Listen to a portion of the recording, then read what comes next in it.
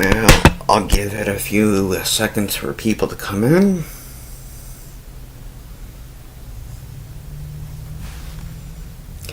Well, hello all. Welcome to the Desert Goat channel, the goat with the most of what you decide. Well, to give you guys a update with what's going on, Omaha, he's still having court. He's still being held. Now, I will give you guys a link. I mean, I know it's from Hello Zombie. I know it's from Justin's. I will give him full credit to it. 03, hello.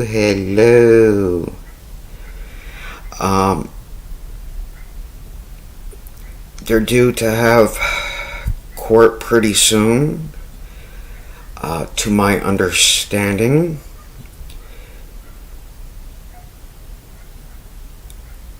Don Devo from Down Under, hello.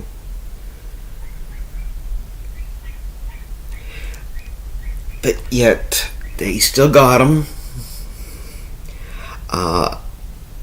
The YouTube link is, like I said, is to Justin's. It shows everything that went on. I will continue to get you guys an update as much as humanly possible.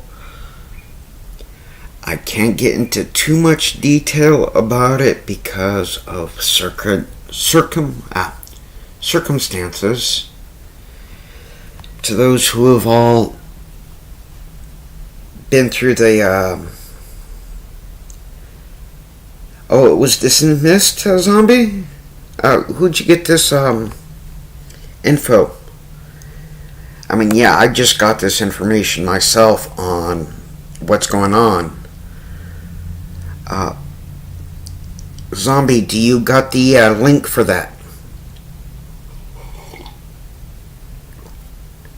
Okay, guys, this just in from Zombie Enforcement. So, congratulations to Omaha. Yeah, guys, don't forget. Oh, yes. I'm always drinking coffee.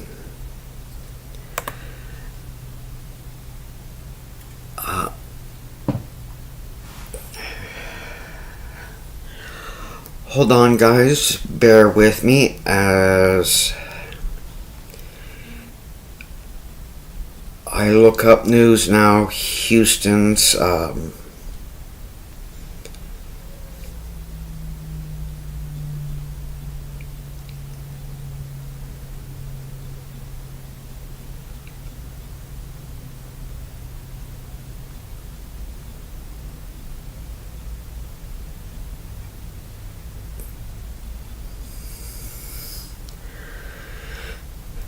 yeah, Randy, there was no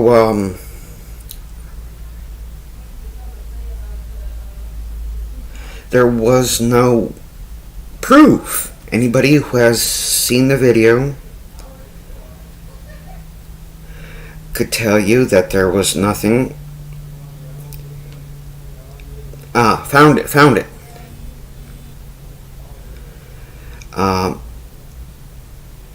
Nothing to be proven.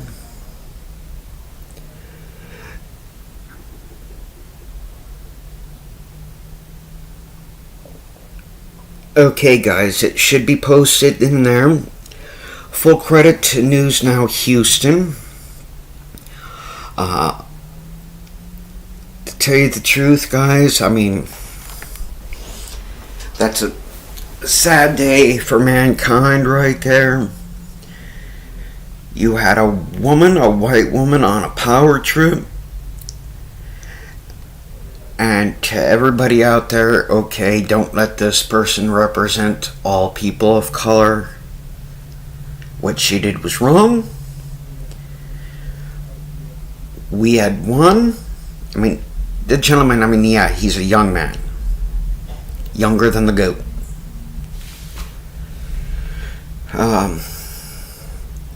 I misread the court document, which is my bad. We're all prone to mistake now and then.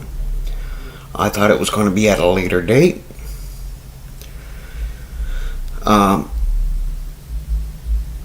Yeah, and I'm going to see if I can reach out to the gentleman and see if he's willing to do an interview on the GOAT channel. So yeah, News Now Omaha? Did I say that right, guys? Omaha? Well, anyhow, I got his thing, I got his link, so I'm gonna definitely see if I can definitely get a hold of him.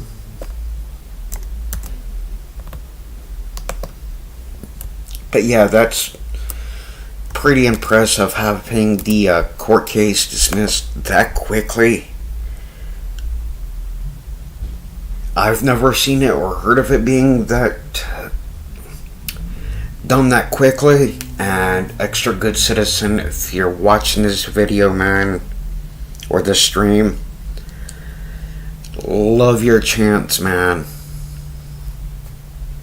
Oh, and if you guys do get a chance to look at the videos of Extra Good Citizen, News Now Houston, Justin Pulliam,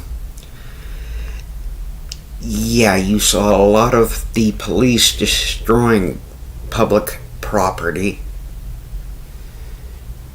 And we were the bad guys, but yet they were clearly being the bad guys. The chief condones the police officer in question's behavior. Nice going, News Now, Patrick.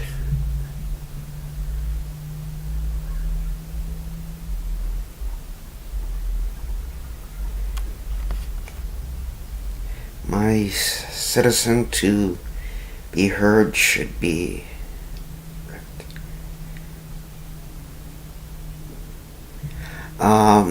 Randy, is that for that area? City Hall? Leon Valley? Shirts?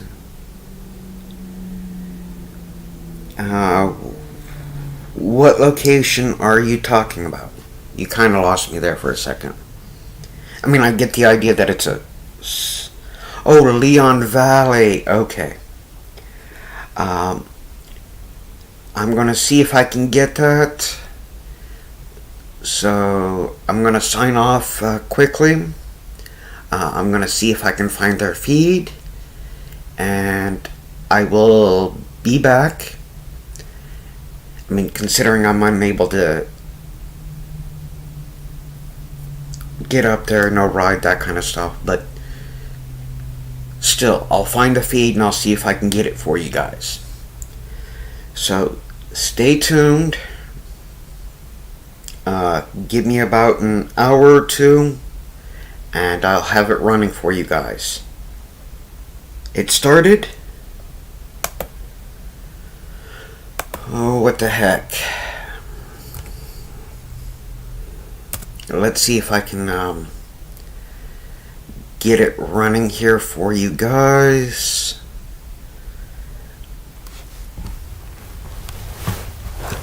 So please bear with me, guys. Let's see, mouse on. Council meetings. I'm at their website now, guys. Oh, what is today? The 22nd.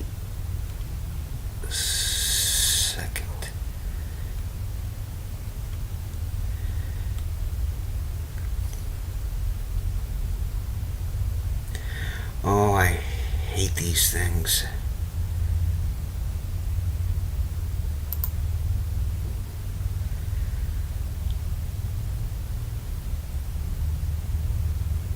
Here we go. Plans for the future. I believe they have some capital improvement plans that they want to communicate. Next is the Home Rule Charter. And I don't know exactly what we're going to do on that one, and I needed input from the council. I talked to Ms. Caldera today, and she thought that we were just going to let the citizens know that you have to wait for 2 years before you can amend the charter. Is that all we want to do there? Okay. So is that acceptable? We're just going to, okay, so that would be November of 2022 before any change to the current home rule charter can take place as per Mr. Zeck's legal opinion. I think I got it here, guys. Next is an update on Bandera Road project. This is the redevelopment of Bandera Road that we've been working on since April of 2018. And so we're going to have representatives from the City of San Antonio, from TxDOT, and from Leon Valley, because this is a team effort, a partnership, and just give you an update on what we've done and what's coming up. And again, we need your input on the final or the preferred alternative on that. But it's coming this year. We should have a preferred alternative to Bandera Road.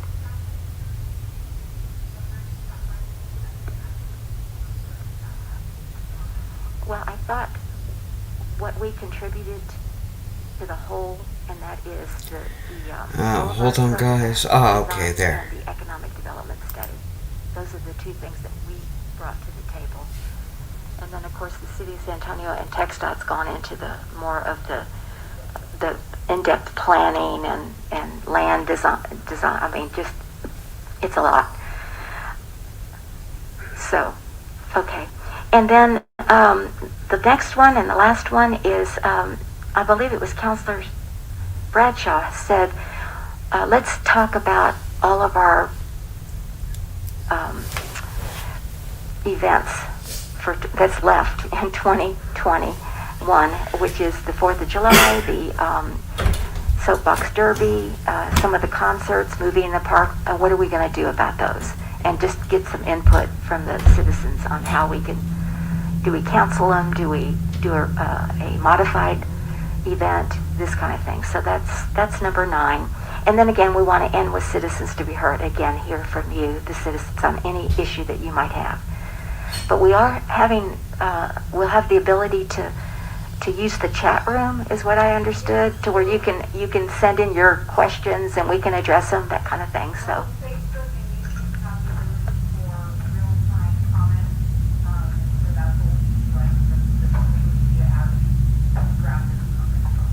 Yes, and so, I mean, this is going to be outside. We're going to live stream. Hope and pray it all goes well, and I know y'all are going to have a dry run this week.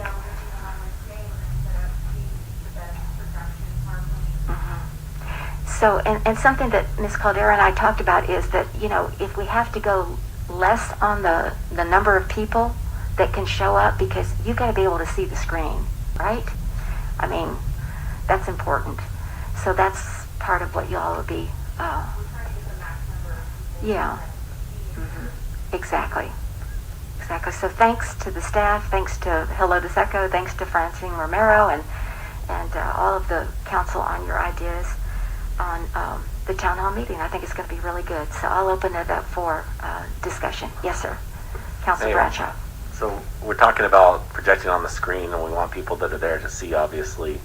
But if people show up that can't fit underneath the covered thing, right? So what my idea was, and maybe if I thought of it already, but if it's being presented by the Hello to Echo and live streamed, maybe when we do presentations on the screen, they can switch it so that it does that on the YouTube and people could watch it on their phones, turn down their volume, and just that way they can see what's the presentation, even though they're there listening, they could hear, but they could watch it on their phone. Mm-hmm. And of course, I also suggested, although it's not an Earthwise Living tip, and that is we can always have paper copies of the PowerPoint. So anyway, but it's better to have it.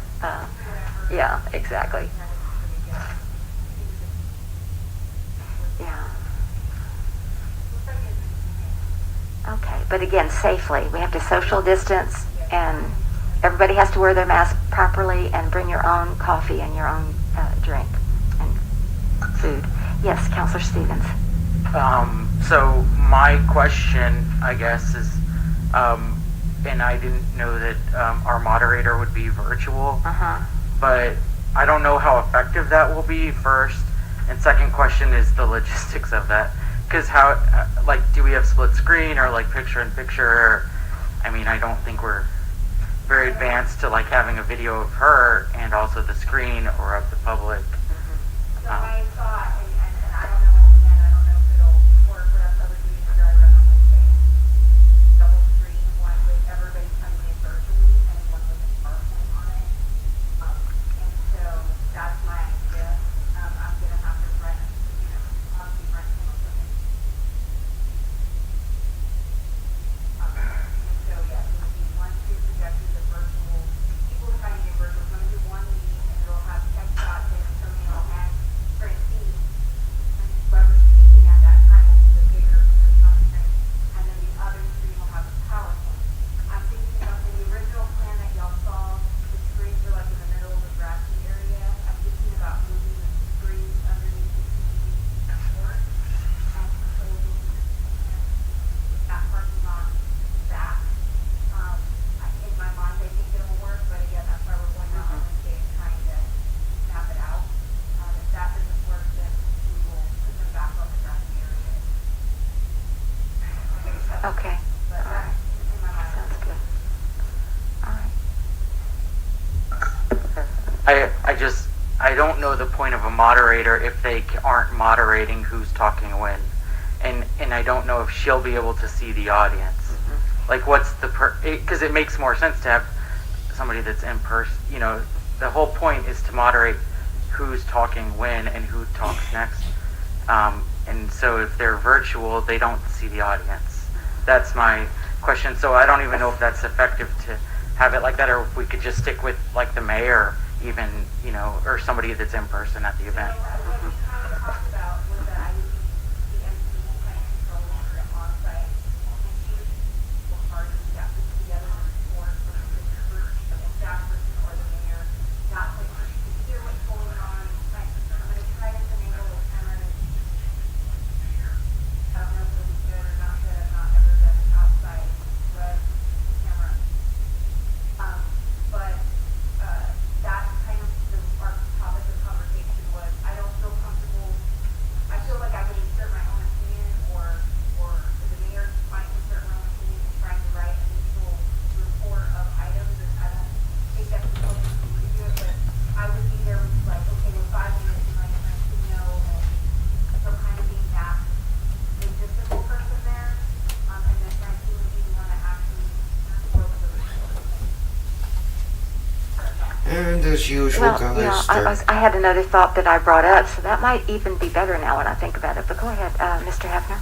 Yeah, the one thought that I have is if it's going to be outside and we're going to have a virtual moderator, I think it almost puts the emphasis on making sure that whoever's speaking has a mic, so that both the virtual moderator and the audience there, through whatever sound system or speakers we have set up, can hear. And it's actually timely because we got a comment online, Crystal, that they can't hear you online.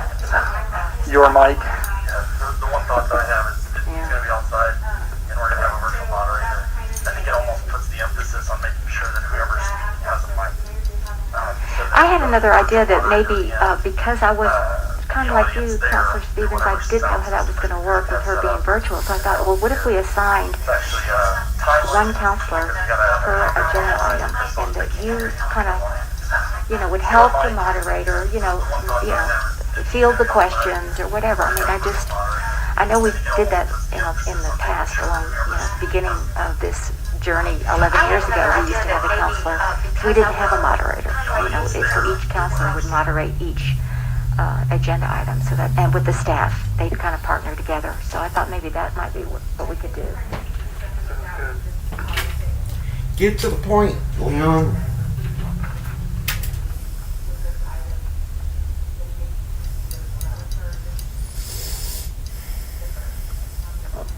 Notice, guys, they like to bullshit.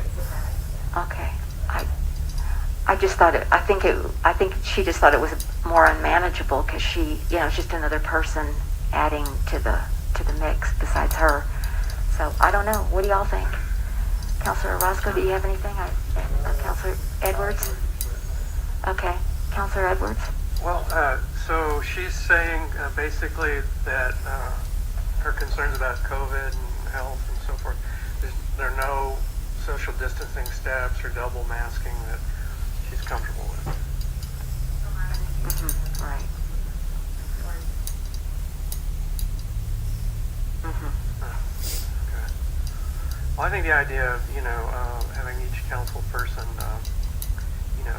take a topic, I think that makes sense, especially like if you're, with the idea you'd be present also, like if I was doing one, and so we could kind of work through it.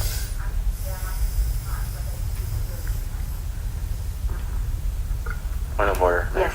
People are texting me saying they can't hear online because people aren't talking to their mics. Okay, thank you. Got it. Talking to that mic as loud as we can. Thank you for that. Appreciate it. Keep those comments coming so we can get better at it. Yes. Anyone else? Councilor Stevens. So, I don't, like, these issues aren't very, there's nothing, even if something were very political, there's nothing against having that. It's a town hall, and we're the elected officials, right? But I think that it would be much more effective if we just divided up with the council members instead of playing telephone with equipment that may or may not work. And we're also dependent on whatever the moderator has at her home, right? Like, we have our technology, but then we're dependent on that and how it's functioning, how her internet connection is, all that. So I think it's best if we don't depend on that and instead just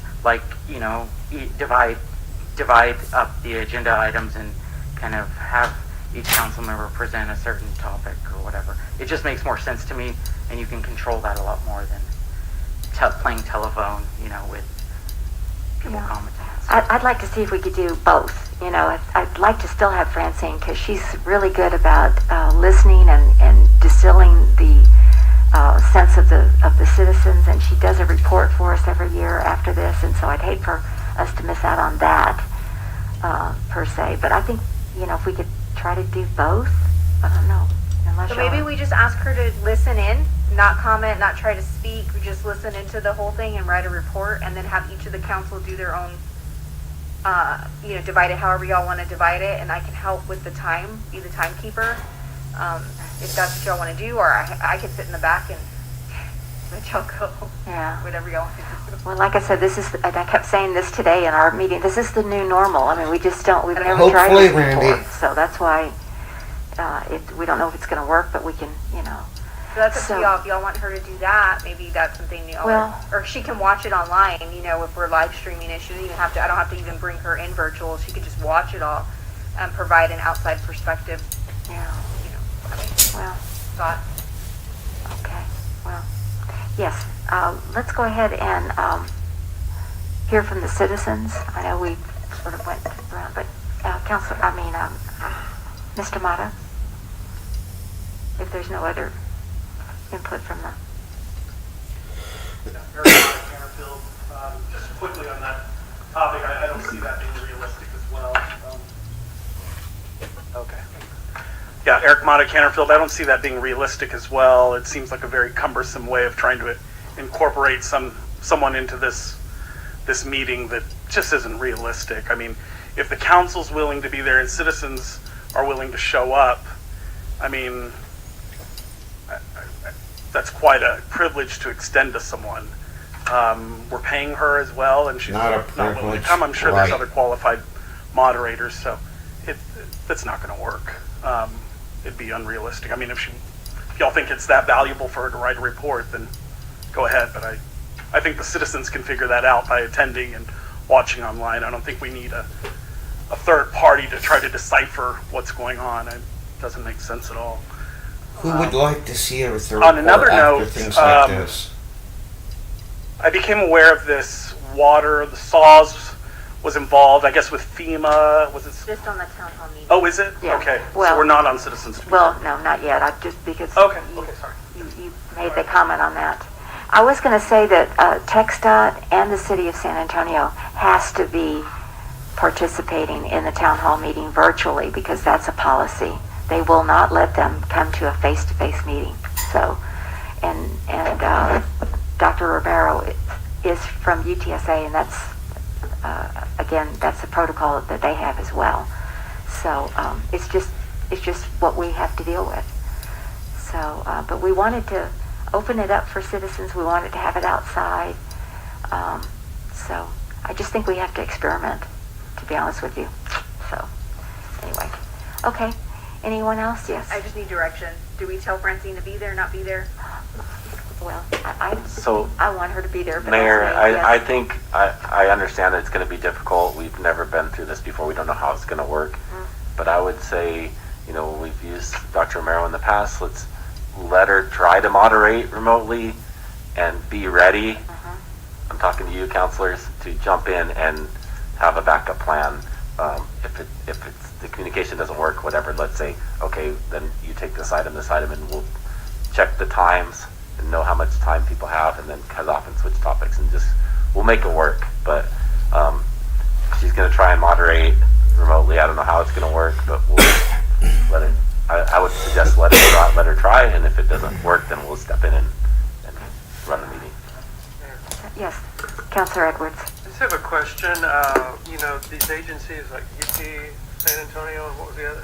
Well, it's TxDOT and City of San Antonio. They're going to be presenting virtually because that's their policy. They cannot come to a face-to-face meeting. Have we consulted with them to see how they manage that prohibition where their people can't go out and, you know, be face-to-face? They must have a mechanism for making it possible. So I just They show up online.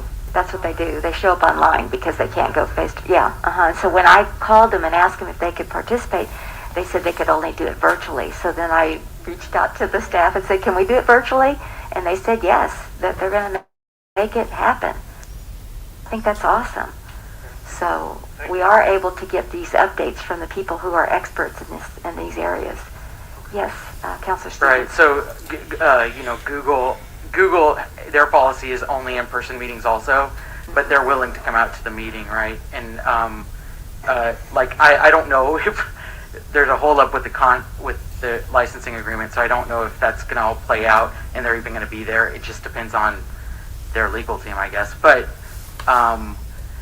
I'm fine with, I mean, this conversation, we need to find an end to it at some point. Yeah. And I'm fine. I don't think it's going to work that well for a moderator to be at home, but I think it's worth a shot. It's not worth spending another hour or two talking about it, though.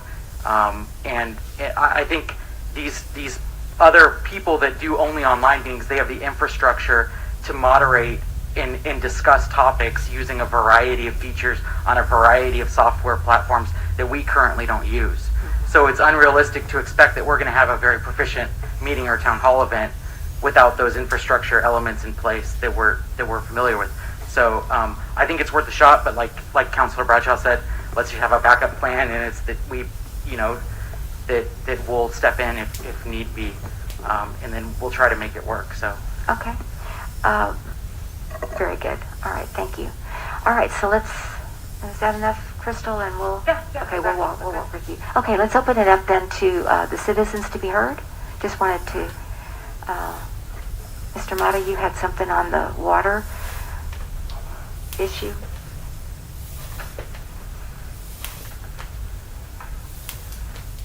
Thank you, Eric Mata, Canterfield. So yesterday, I became, I think the night before, became aware of this efforts of this event that went on yesterday, and I believe today, down at the community center. The water distribution. Right. Okay. And so I showed up right at the tail end. Didn't have plans to get water, but just wanted to see how things were going. And this might seem a little insignificant, but I wondered, as I have in the past, when it comes to city events, why certain individuals, I saw a former councilwoman participating and helping. I saw a current candidate who has not served in office, Mr. Bull. I believe Matthew Hody was also there. I saw him from a distance as well. I did understand that a couple of the current council members were there, but I asked them if they were invited by staff or informed by staff about it, and they said they were not. So I'm just wondering, how does this go down? What members of staff decide what citizens who don't hold office are going to be invited to these events to participate?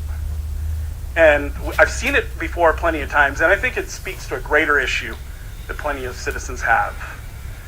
And as I've said, my biggest problem since I've been involved, and what really spurred me to get involved, is the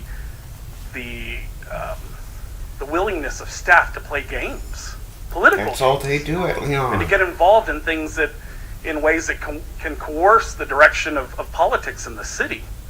So when we see candidates being specifically invited, yet other candidates are not, such as Elaine Valdez, former Councilman Benny Martinez, Mrs. Danielle, I forgot.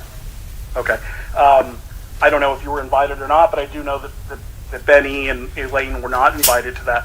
So that's just, I find that really troubling, because we've seen how these political games factor in to really big issues, such as elected officials being thrown out of office, or the attempt of elected officials being thrown out of office,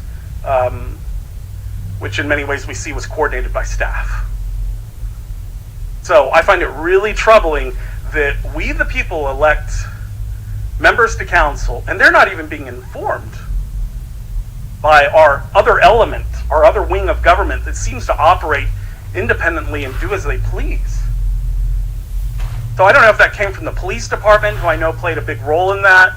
I spoke with an officer yesterday, and again, I would just say, staff, stay out of politics.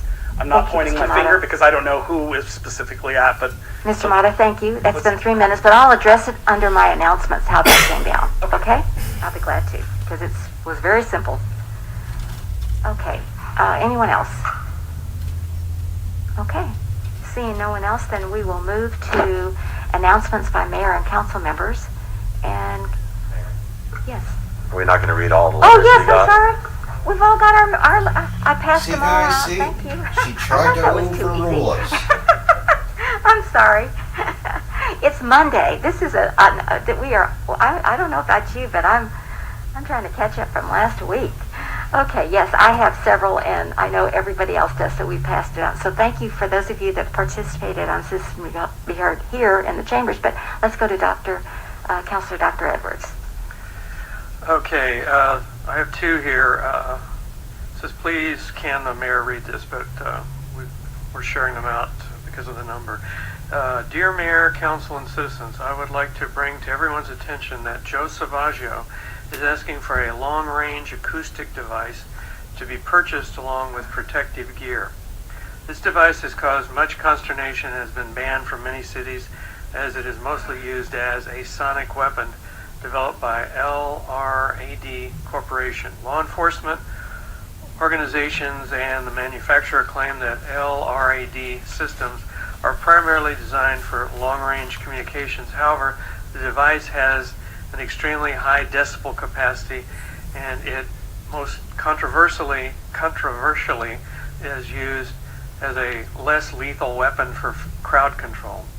This is obviously not a device that is needed by Leon Valley citizens, who seem to have very good self-control, and I would strongly suggest that it be removed from the list. Yours sincerely, Lady Monica Greeno. Okay. Thank you. Okay. And then here's the second one from somebody who signs T. Smith, so I'm not quite sure where this derives from. But anyway, good day, City Council. I would like this read during Citizens to Be Heard. I'm extremely disappointed that the mayor reads the rules of decorum each council meeting, yet only enforces them whenever she doesn't like something being said against herself or someone on her team.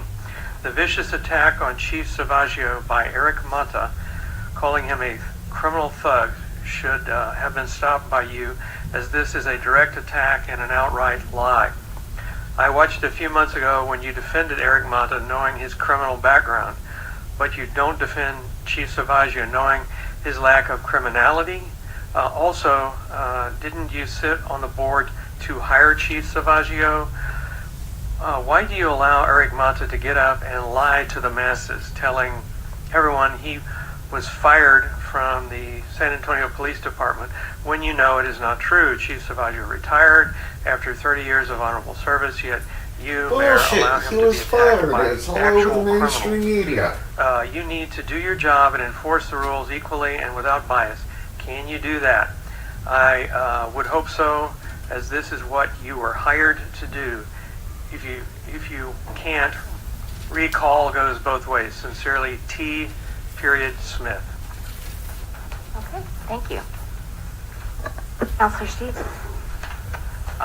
Okay, so this one it says please have Mr. Bradshaw read, but you just had too many, right? Yeah. Okay. All right, this is from a Megan Maxwell. My name is Megan Maxwell, and I am a citizen of Leon Valley. I would like to address an issue of negligence by the city and some residents that has resulted in the heartbreaking loss of our 11-year-old pet, whom we consider to be a member of our family. On Friday, February the 17th, around 4 p.m., my 10-year-old daughter watched our dog Ranger be attacked by two large dogs that have been widely known to roam our neighborhood. He was rushed to the emergency vet, and after 18 hours, he lost his life due to the injuries he sustained. This is a devastating loss for our family. Like any citizen should feel comfortable doing, I called upon the city to aid in resolving this issue, since the owners of the dogs who committed this act refused to speak with me. I was met with even more disappointment. Here I am standing in the street, hours after my dog was attacked, staring at the same two wild dogs still roaming free, while I am told that animal control is closed and the police will not come out to even speak with me. The officer that called me back after I called into non-emergency insisted he would be willing to do the report only by phone. He did not agree to come out physically until I began to explain why I needed someone to mediate the situation with the dog owners and assist in getting these dogs off the street. Sadly, the officer responding in person made no difference. The dog owners left the house to avoid contact with the police, and I was told by the officer that there must have been multiple reports about these animals. Yet here we are, nothing has been done, and now my dog's life has been taken by a completely avoidable incident. At what point does the city step in to take action? Why does everyone in the neighborhood know that these dogs are wandering around the city of Leon Valley like it's a free-for-all, yet the police and animal control cannot seem to figure out what to do about it? Why is there not a backup plan for when animal control is out of the office? Payroll. These are things that need to change. To some, animal control may not seem like a pressing issue, but for many residents it can be devastating to not have the proper procedures in place. Please fix this. And that was Megan Maxwell. Let's do the shorter one first. Okay, this is from John Hughes. Have your city manager sack this sorry excuse of a police chief and the corrupt officers who are only too keen to go along with his illegal activities. I think I might be missing part of this, or maybe I'm not, but could I lastly remind you all of this quote, which would not have been out of place in your country's constitution. The only thing needed for evil to triumph is for good men to do nothing. Thank you, John Hughes. Oh. This is the first page. Oh, it's like just a couple sentences. Yeah, this is the first page. How convenient. Okay, so I, like many people all over the world, have been taking a great interest in the ongoing unfair, unjust, and often illegal activities that have been carried out by your police department, and in particular, the corrupt practices of the department's chief, Joe Savaggio. I absolutely fail to see how you and the current city council can allow this situation to continue for even one more day. I live in the UK, and over here, the name of Leon Valley is fast becoming a byword for corruption. I am absolutely certain that your city has a large number of good police officers that are simply too afraid to speak out against the injustices committed by their chief, for they know that their jobs would be forfeit. Therefore, it is left to you and the council to rid yourselves of this cancer in your midst. I also note that you and the council have done nothing to correct the absolutely disgraceful act of trespassing the citizen who stands outside in protest of his treatment at the hands of Chief Savaggio. I believe his name is John Gray. Please put this right immediately and let him back into the council meetings.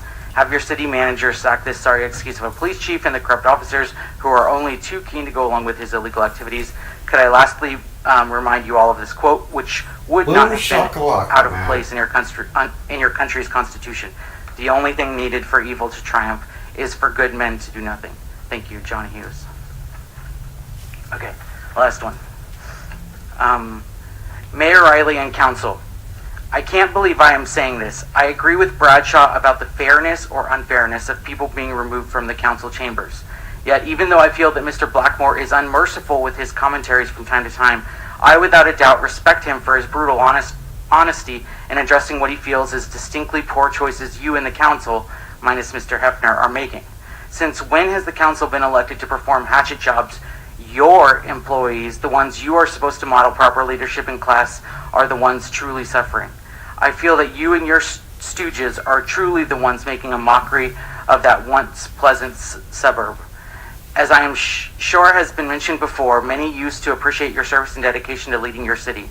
Now many must be experiencing a true-to-life death sentence with no possibility of parole. Watching the live council meetings, the prior council made some good choices and occasionally not so good choices, but I see that all you and your current council are about is destroying what little dignity and respect your city and employees have. Do you not care that you represent a city that is beyond fractured at the seams and all the goodness is dematerializing?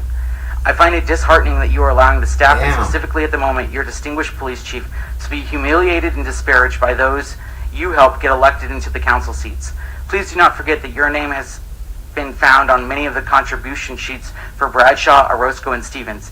Many also know how much you pushed to have councilors Charles and Alcaster recalled, not to mention your heavy-handed involvement in deceiving the good citizens of Leon Valley to vote against the charter amendments that were meant to strengthen the charter that had been prior voted on by the citizens, and I mean all the citizens you swore to represent fairly. If that isn't the joke of your most recent appointment as mayor, I find it discerning to know that you do not take the concerns of your LGBTQ and bilingual citizens as important and valid. As many have said, you have definitely overstayed your welcome, and it is time to get committed and dedicated to the citizens type of counselors.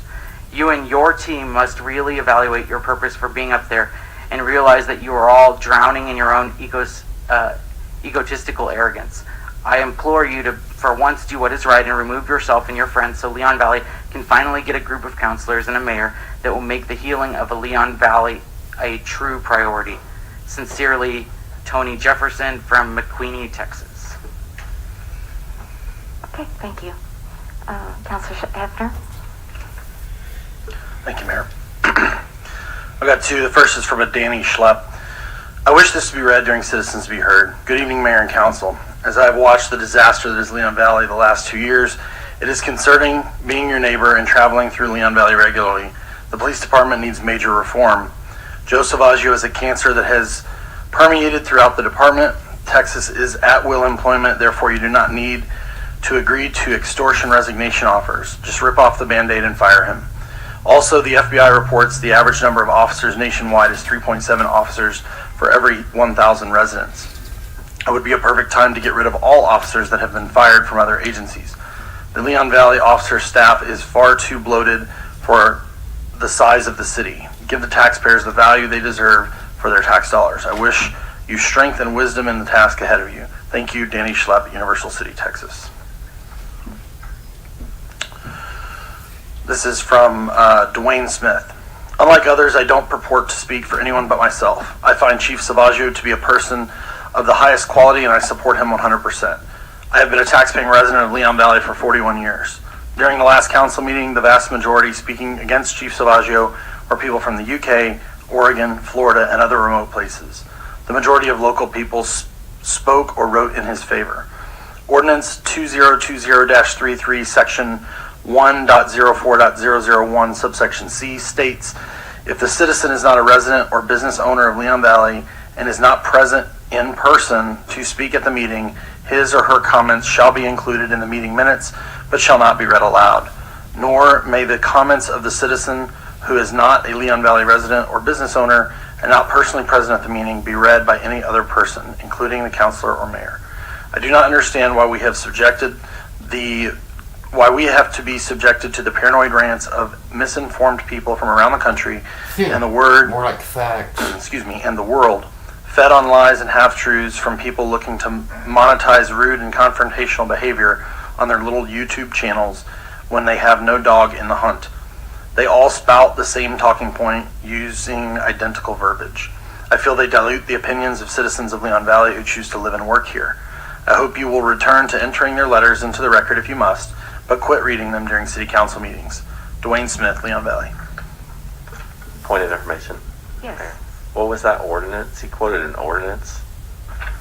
Yeah, it is ordinance 2020-33, section 1.04.001, subsection C.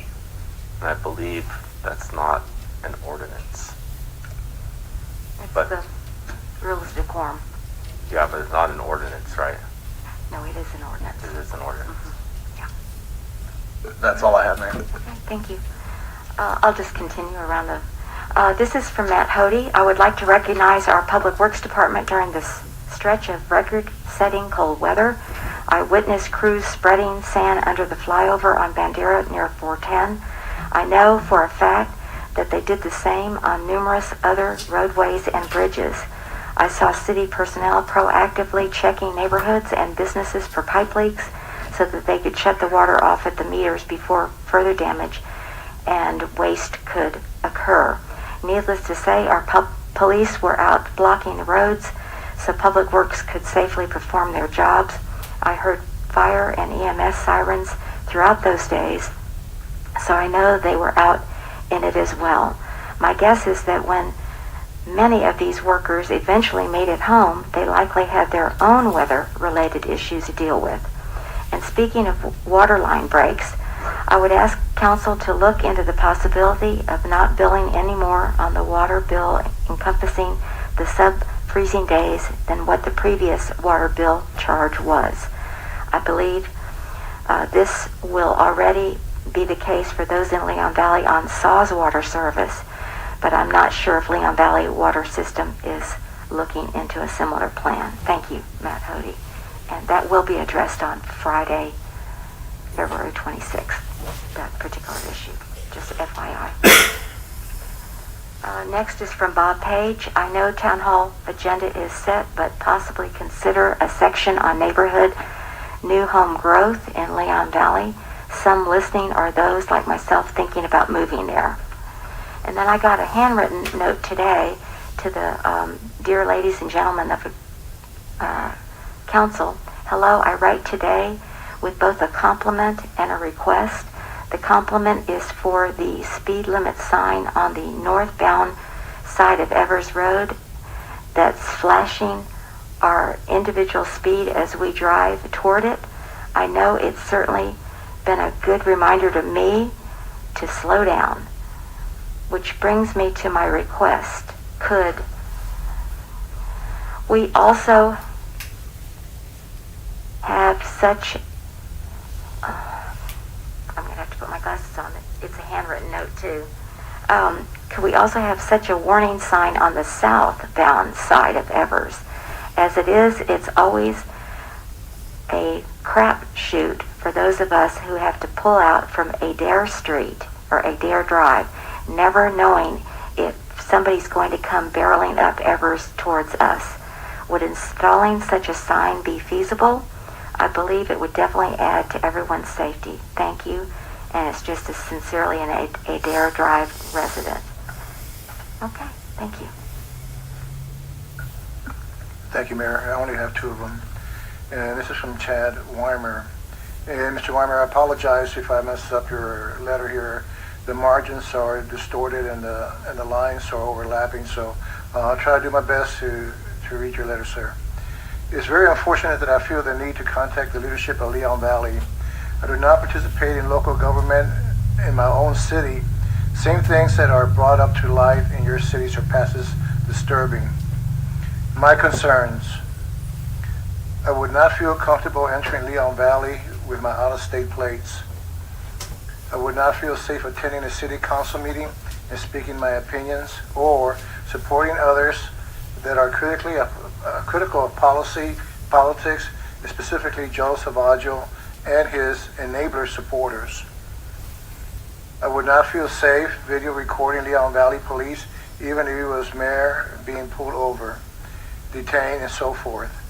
The retaliatory official misconduct that took place in Leon Valley is outrageous and lawless. The citizens of Leon Valley have had their property stolen through the underhanded manipulation tactics. Vehicles were taken from the owners for being parked in the yards without current license plates and registration. In my state, it's still safe to keep your vehicle at home without a current new registration tag. We submit a non-operation statement to the DMV. Only criminals come to remove the parked vehicles without our permission. Josh Stevens and the early Mr. Yarnell have been victims of the same tactics in your city. Citizens are wearing body cameras for their protection in your city.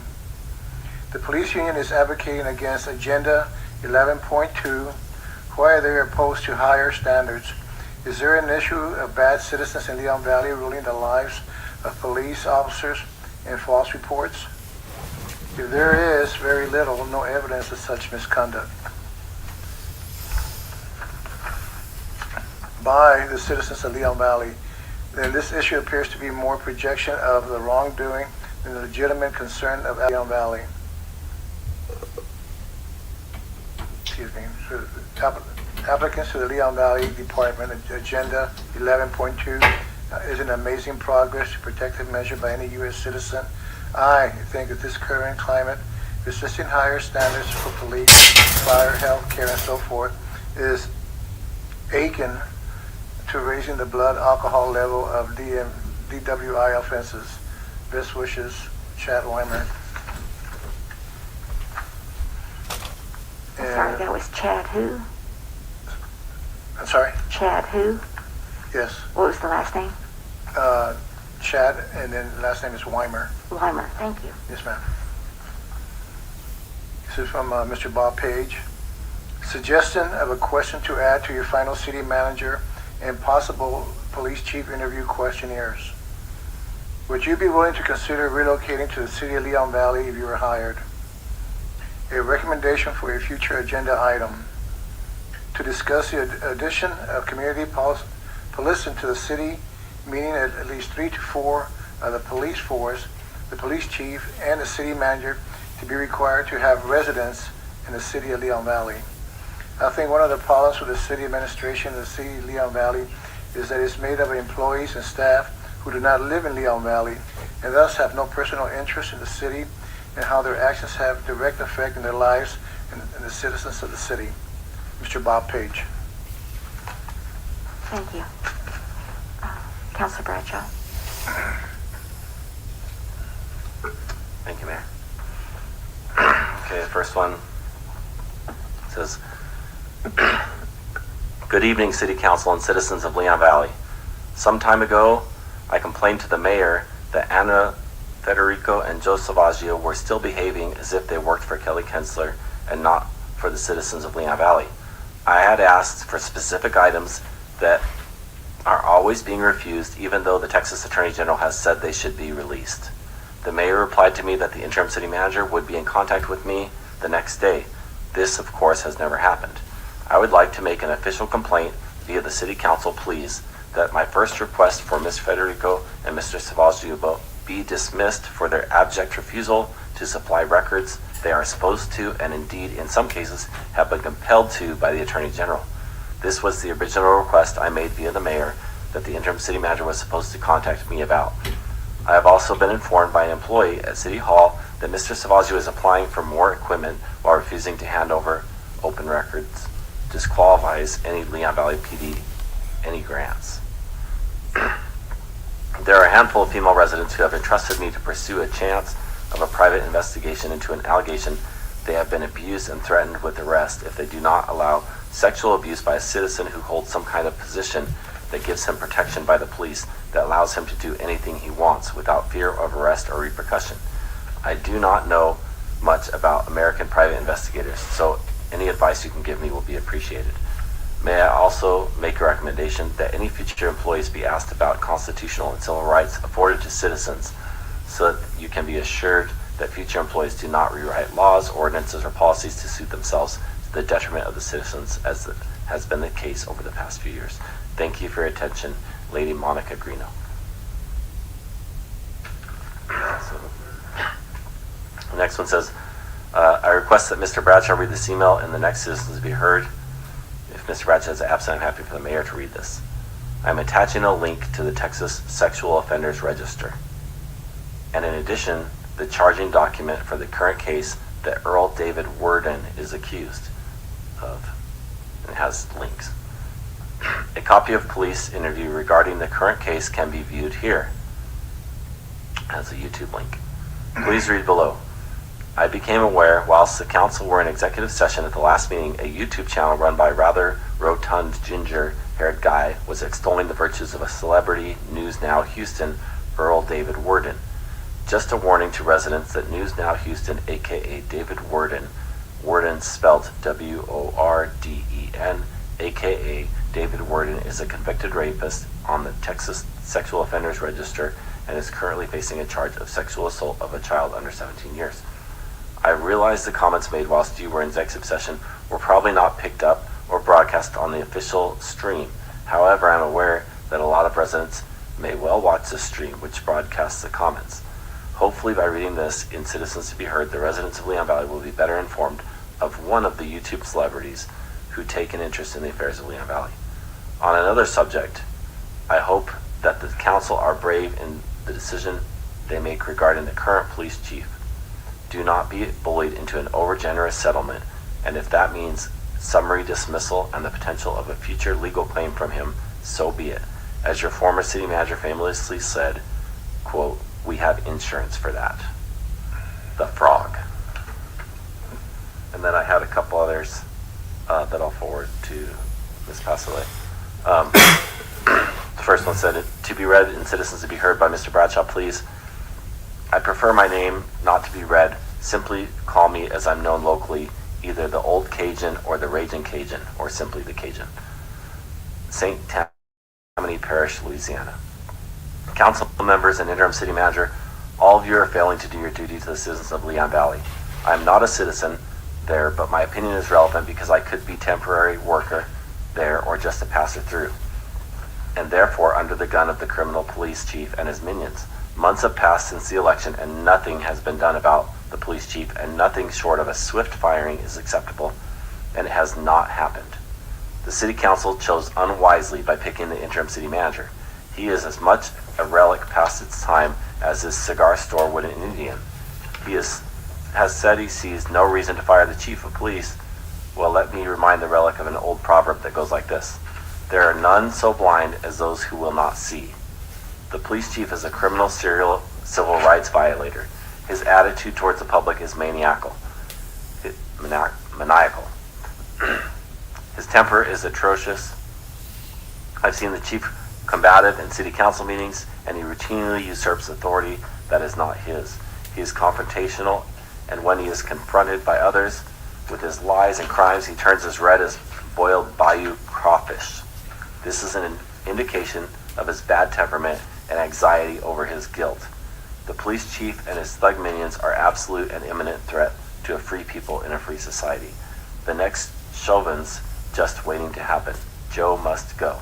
The interim city manager is nothing more than an enabler of the criminal police chief and his minions when it is a disabler that is needed. I and other watchers of Leon Valley Council meetings know what the solution to this problem is, and so do you, council members. What happened to your spines? Stand up and use the authority given to you by the voters. Fire the relic interim city manager and replace him with someone who will fire the criminal chief. This feigned paralysis of the city council to get rid of Joe is blatantly transparent. Do your job and do it now. It's just that simple. I think I had another one. Citizen to be heard, to whom it concerns. To the council members and city of Leon Valley, I wanted to say, my name is Roscoe Jackson of Phoenix, Arizona. I know you will be told by Chief Joe that if he gets what he wants, he will go, but yet he threatens lawsuit, so extortion comes to mind. But anyone who says I care about Leon Valley but threatens lawsuits or cause the city to lose money, then they do not care. I'm saying if anyone as a city employee cares, then why cost the city, citizen, or taxpayers money for your gain or your incompetence? But any at-will employee can be fired for no reason, and Joe should be threatened no different than anyone else. Cut ties, cut losses, cut the fat. So my suggestion for the council members, to do what's right for the city, not for Joe. What's right as a right to work employee, not for Joe. And since we all agree to change Leon Valley for good, do not allow other city employees that think you will let old habits or hard feelings stay, that either it's a new city with new ideas or they can go find a new job, because the residents deserve a better police, not bad apples or bad habits learned from top-down fire department that writes for more grants to better the equipment, a city attorney that cares for the city they represent and the real law, and also all city services like roads, Yes, he parks, did, and Randy. communication of the city that residents pay for. Thanks for the hard work, and there will be some hard feelings, but without growth there is no growing pains. So God bless you all, and remember, we all want the best for Leon Valley. And I think there Was there a name on that? it didn't Was say. that the Cajun? No, Roscoe Jackson? Roscoe, oh sorry, yeah, Roscoe Jackson. Okay, very good. Thank you. You're right. Okay, I read that one. And then I think I had one more from, this is, oh, you read that one. I think Mr. Stevens read this one. Okay. John Hughes, right? So that's all. Is that it? Okay, Yeah, thank great. you. Very good, thank you. All right, so let's move on then to announcements by the mayor and council members. Councilor Edwards, do you have announcements tonight?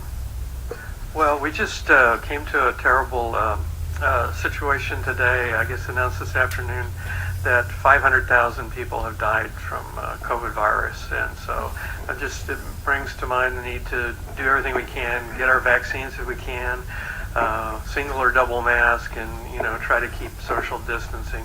And Is that's that like anything wearing two just, condoms? a lot of folks that we've lost. So that's all I want to say. And thanks for coming out tonight and being with us. Looks like we're all socially distanced. Thanks. Thank you. Yes, Councilor Stevens? So in addition to the COVID crisis, we just went through this. Texas had our fair share of winter weather for being Texas, and I think what I was amazed by really, and we're kind of fortunate in Leon Valley. We're so close to the medical center that I feel like a lot of residents were not as affected as other places. And some of my friends and family that live other places were much more effective in terms of electricity and such. But I was just amazed by how much I saw the community coming together. And not only did we see like people giving firewood to their neighbors or giving milk to their neighbor that had, a younger child. And I mean, it was so obvious to me on Nextdoor how much people were doing for one another. And I even saw it in the businesses over at my warehouse.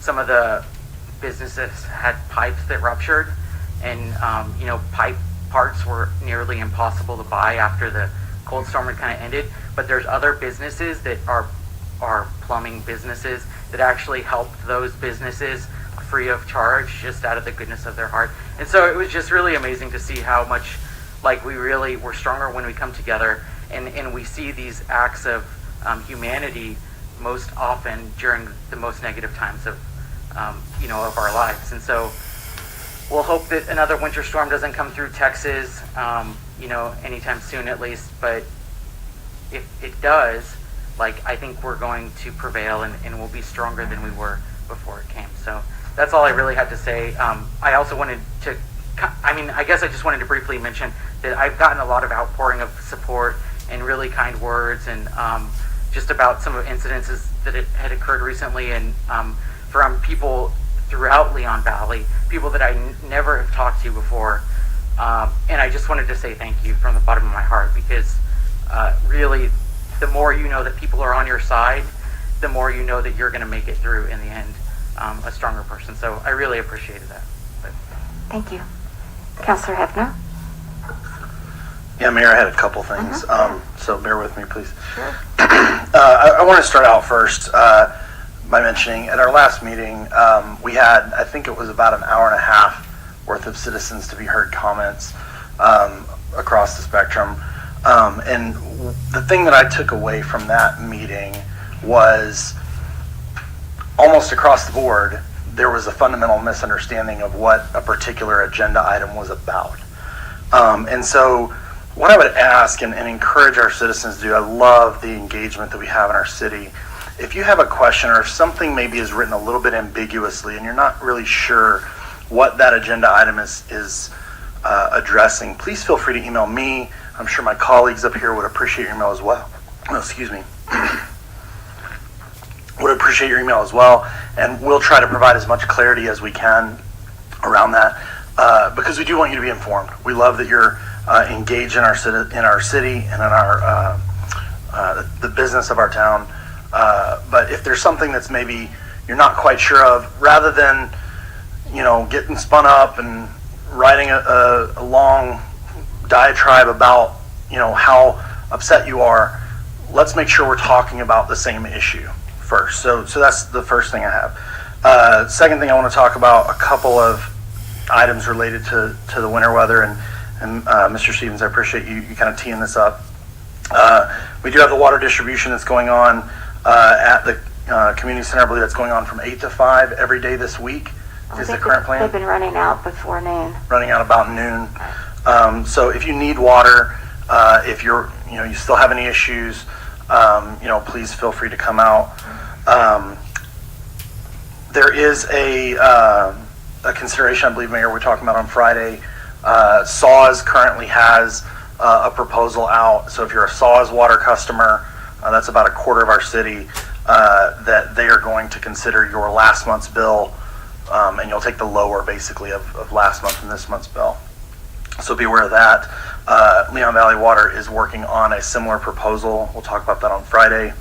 And then there was an announcement that came out just before this meeting, also relevant to SAWS customers, that I wanted to share.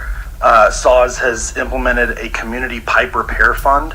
And so if you have SAWS water and you had a burst pipe, there are some relief efforts that you can get from SAWS in terms of being able to get funding for your pipe repairs. I know that many of the supplies at local home goods stores and things like that are running low, so please feel free to use those. You can find more information about that on the official channels for SAWS, for CPS, for City of Leon Valley. That information is getting shared out on those social media channels. And that brings me to my last point, and that is we actually did see during this winter weather event, really surprisingly and unfortunately to my mind, we saw some misinformation going around CPS is going to shut off the entire grid, right? This very sensational things that were getting shared. And we actually were able to find out very quickly, confirming with CPS, with SAWS, with Leon Valley Water, that some of those things weren't true. And so I would encourage people to look to the official channels for those entities to get the latest up-to-date things. Oftentimes on social media, it's very easy for misinformation to spread.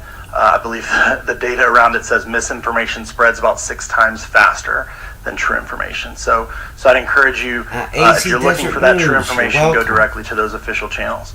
And that's all I have, Mayor. Thank you. Thank you very much. Yes, Councilor Orozco. Thank you, Mayor. And I want to piggyback on Josh and Jed's comments as far as the weather. At one time during the course of the night, the temperature at our house was at 35. Oh, And as boo-hoo, bad as we mine thought was it was, 28. my wife and I knew that people had it worse than we did. People with small children, babies. And it was very difficult for us, so I can imagine what the rest of the citizens in the Leon Valley went through. And I hope that CPS gets it together and really be more proactive in what's going to come up in the future. I also want to give my condolences to Mix Maxwell. I know how difficult it is to lose a pet. We're dog owners. And I did call animal control here in Leon Valley, and thank Ms. Rodriguez for calling me back. And she didn't have any information for me yet, but she did give me a promise that she would follow up on that. And I will either pass that on as soon as I hear from her, or she will contact you. Also, as witness, I was going to piggyback on what Mr. Mata has said, but I'm going to wait until some of the explanations that's going to come up ahead. But obviously, what transpired early in the event, right here, the political season is upon us again.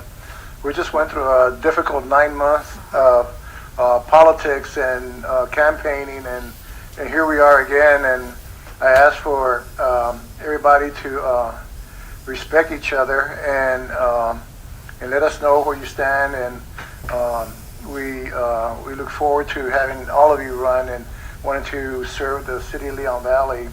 I do have a concern though about the sign ordinance, and we'll discuss that later.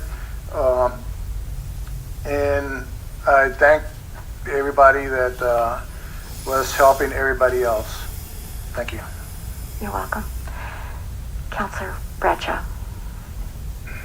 Thank you, Mayor. I have to echo some of the statements by the other councilors, and I did receive one of those texts that said, gas is going to go to $4, and all the water's going to be cut off for weeks, power. So gasoline, I can $2 drain my bathtub now. Where I'm at. I agree. I think overall Leon Valley did really well compared to a lot of other cities, and I have friends that live elsewhere in Texas and had all kinds of problems, power outages for days. Not talking hours, we're talking days of no power and no water. And I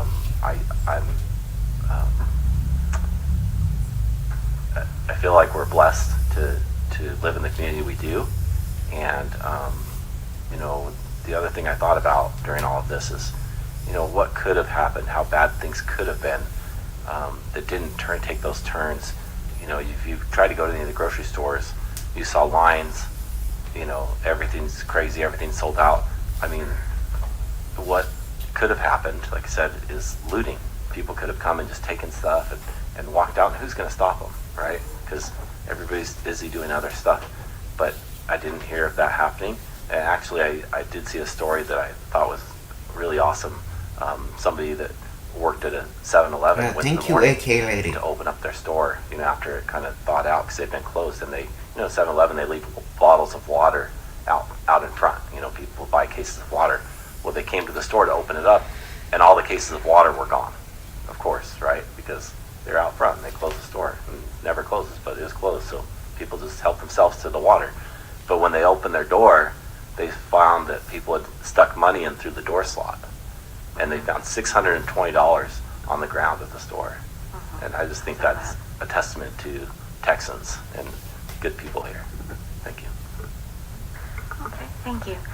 All right, what happened on the water distribution? Let me give you all that story. I was, let me take off my mask. I was actually walking at Woodlawn Lake on Saturday about noon, and I got a call from Commissioner Justin Rodriguez.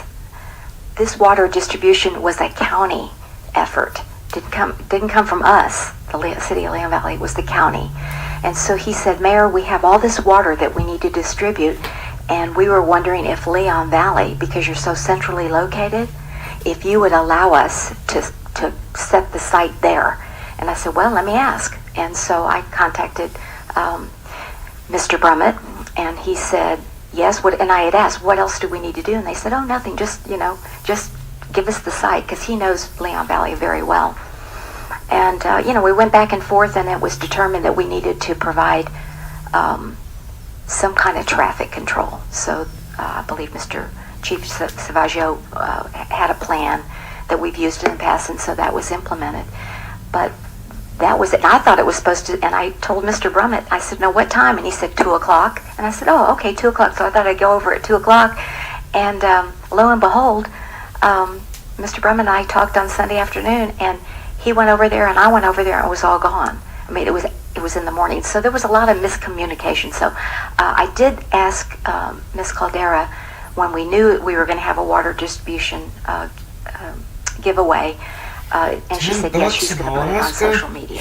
So that's all I know. And as far as who was informed and who came to volunteer, I don't know how they were determined. But anyway, thank you. Thank you for your help. Really appreciate it.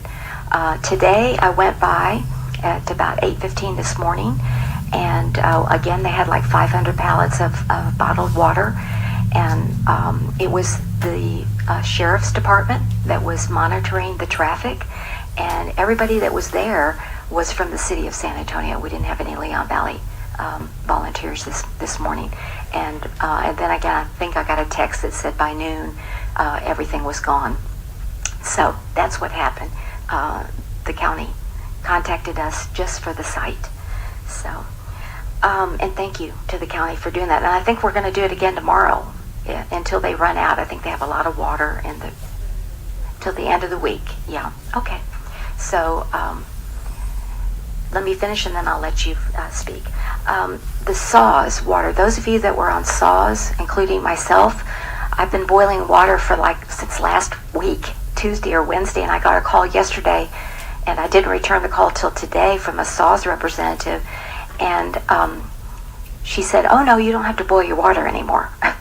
So we didn't get the word. We got the word that you had to boil it, but we didn't get the word that you didn't have to boil it anymore. So communication is so key in this whole situation. And in fact, on Friday when I wrote my weekly article, I asked citizens to communicate back if they had some issues on electrical or water. And I was very surprised. I got a good smattering of input. The area that I had two people with Sun Valley, and they were without power for a lot of that time from Sunday to Wednesday. One neighbor was 52 hours without power. 52 hours. And I wish we could have shared it. That's my feeling. Why couldn't we? I wouldn't mind sharing. I did not get impacted at all, so I was very lucky. But I wouldn't mind taking my share of no electricity. I say that because I feel like 52 hours is just unheard of and is miserable, and there's a lot of suffering. A lot of broken pipes. Had another person call me, said they didn't have water, but the Leon Valley Water Company took them a day, but they got out there. This is another thing. Mayor, how in the world, if we don't have electricity, how can you post something on social media when we don't have a computer to read it from? And I thought that was a good comment. And then again, I don't know about your cell phone. I know we did do some text messages as well, but I know some people didn't have the ability to charge their phone. But I heard that people were actually going to their cars, turning on their cars, getting warmed, plugging in their phone, and then going back to their house. So I mean, people were real resourceful. So my heart goes out to you. We are going to have a debriefing tomorrow on what went well, what needs improvement, how can we better serve the community, and I'm looking forward to that dialogue tomorrow. And so we would like to hear from you, because the more people we know that were impacted, I think it would help us. Now, somebody did mention that because we are close to the UT Health Science Center Medical Center, that was why so many of us did not get impacted, because we're on that same grid. I don't know that for a fact, but anyway, that was another comment that came through. So anyway, but thank you to all of you that responded. I really, really appreciated hearing from you. One last thing, a real key person in our community, a founding Leon Valley member, Barbara Poss Pryor, died last week. And she was very instrumental. No, well, her family, her name is, the Poss name is Poss Road. And she was very, very instrumental in the Historical Society and in the library. And just a wonderful lady. And our hearts and prayers go out to her family. And may her soul rest in peace. So, with that said, that's all my comments. And I had somebody that had their hand up. Did you have? Yes, ma'am, go ahead. Come and just state your name and where you're from, but I'll just take you out of order since, there we go. No, that's okay. My name is Dalia Hernandez, and Uh-huh. my daughter and my son-in-law lives in Leon Valley. It's a cute little city. It's very nice. But they have a dog, and I was one that was. I'm terrified of dogs. Yeah, who knew the And they guy? do have. There's 2 dogs that they're just running around, and when from a distance we see these dogs already ready to attack. So yeah, sorry for that lady who lost a dog, but it's terrifying to know that there's dogs ready to attack. So now my daughter walks around with a taser, what do you call them? And just talking about it, like, it scares me to death. Yeah. Yes, ma'am. I feel your daughter's pain. I was actually attacked by a dog in August of 2019, and I carry a stick with me every time I walk because you never know. So just to protect myself. So thank you. Okay. Mr. Brummett, do you have a city manager's report? And good evening. Thank you, Mayor. Mm-hmm. We do have, as the mayor's already mentioned, council meetings every night this week because we got behind based on last week and not able to really do the city business. In addition to that, we have spring large item waste pickup beginning on March the 1st, and citizens may begin placing items at the curb the week of February 22nd, which is this week. Point of information. That's actually been changed to March 15th. It may have. Yeah, there's a thing that went out today. So March 15th is a pickup, and they said put it at the curb at March 1st. Oh, thank you.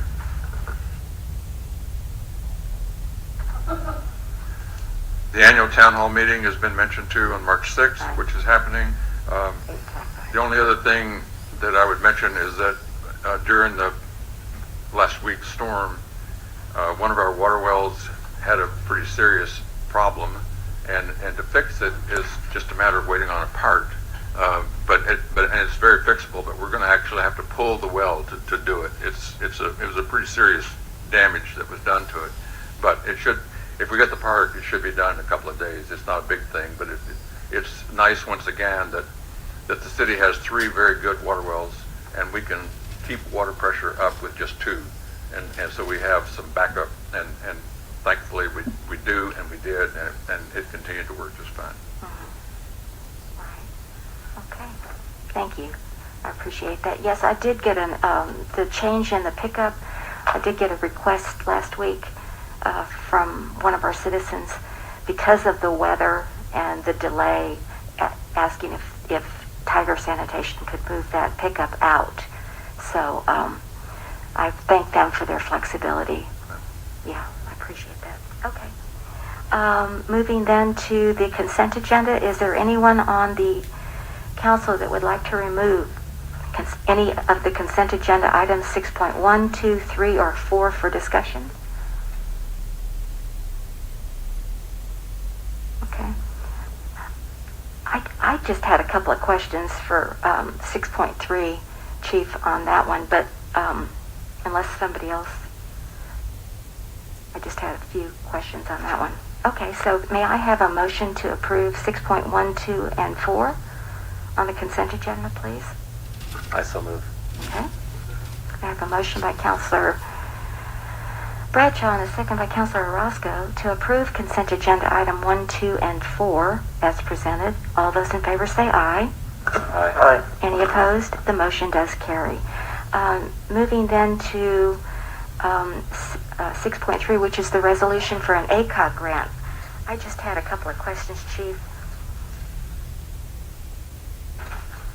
Did you want to go through it? Up to you, Well, definitely. I just had, maybe just go to, what you're buying for it. I just had a question. Before we get there, ma'am, can I answer some questions on the water? Because I want to make sure everybody knows that the water program not only is continuing, but even this morning, when they ran out this morning, they actually brought more and opened back up this afternoon. Oh, did they? So Okay, sure. we did 3 pallets this morning. They did 5 this afternoon and ran out. So seven pallets the first day, 8 pallets today. And can I make a suggestion? As you're going down Evers Road, everybody sees the turnoff into the conference center, but I don't know if they know that it's free water. There's no signage.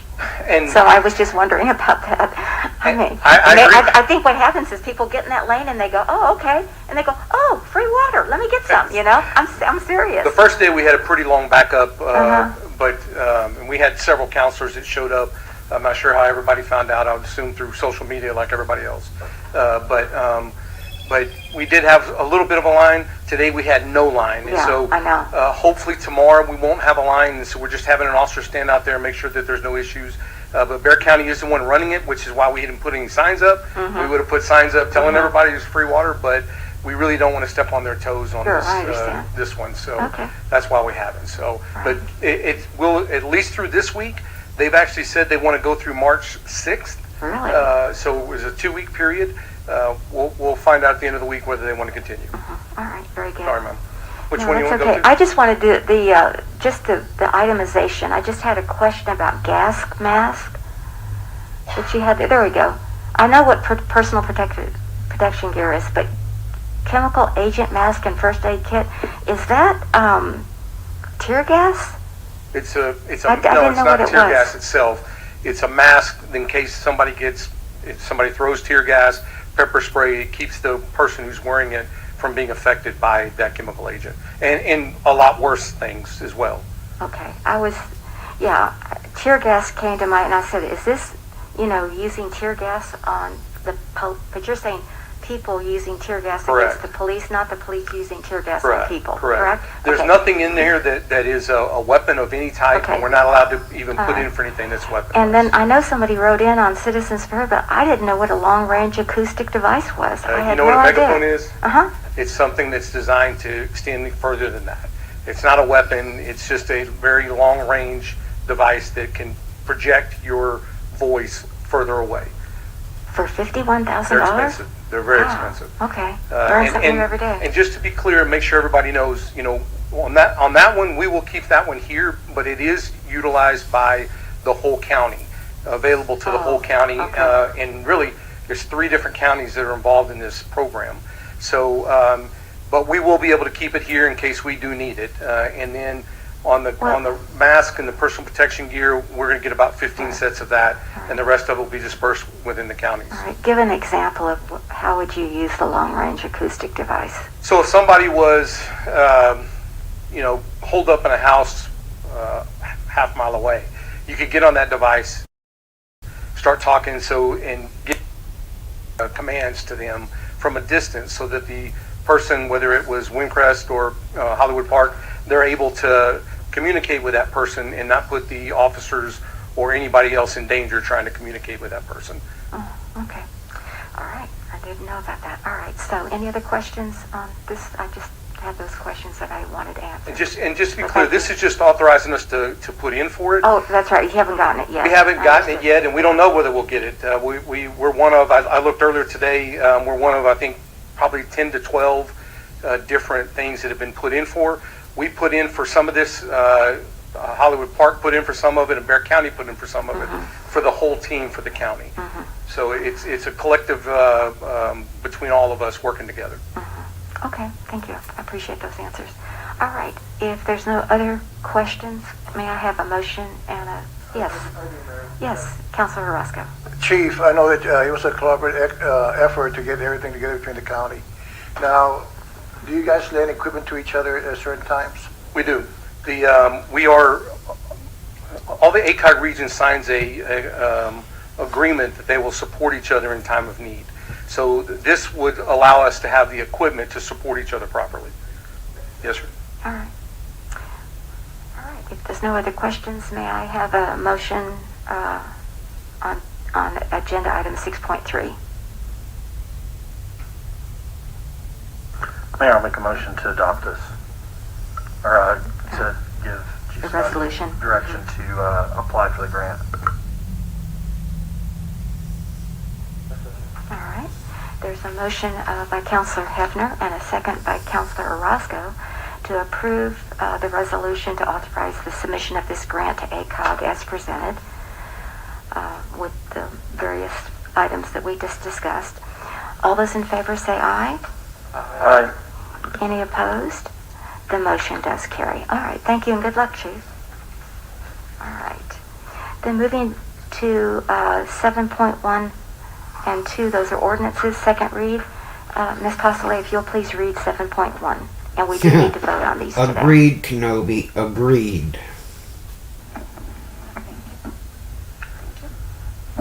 An ordinance of the City Council of the City of Leon Valley, Texas, amending Chapter 8, Article 8.08, Junk Vehicles of the City of Leon Valley Code of Ordinances, providing for repealer, severability, and savings clauses, and providing for an effective date. Okay. And is there any updates on this? No, there's no changes to the first read. For those of you who didn't know, this basically just changes the Leon Valley ordinance on junked vehicles to match the state law on junked vehicles. No changes. Yes. Mayor, if there's no comment, no further discussion. Any comment from the change, citizens on this one? I'll make a motion that we adopt. Okay. Second. We have a motion by Councilor Hefter and a second by Councilor Bradshaw to adopt ordinance 7.1 as presented. All those in favor say aye. Aye. Any opposed?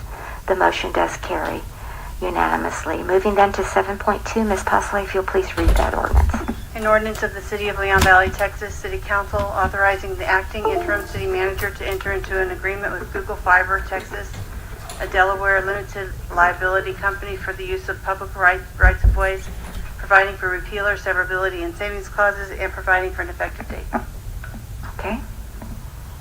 Yes. So we have not received the final contract from Google. I just received a statement from them saying my sincere apologies, but I do not yet have the agreement. I'm working it through our system currently and not anticipating any changes to what you've already reviewed. Can you remind me of the timeline when y'all need this agreement? And then, whether, thank you very much. So I don't have the final agreement yet. So it's up to y'all. Y'all can postpone till the next meeting, which is March 2nd. Ninth. The next council meeting. That's kind of really the only, y'all only have the draft. He's saying that there's not going to be any other additional changes. I would just hate for y'all to approve a draft agreement. Yeah. I saw that that the city was going to get 3% of the gross revenues Correct. as This a is the second rebate. read. I can go through Yeah. the PowerPoint. Well, I don't remember that from the first read, so that's why I wanted to mention it this time. And of course, then I had the question, well, is that the same as the city of San Antonio? I don't know. I just...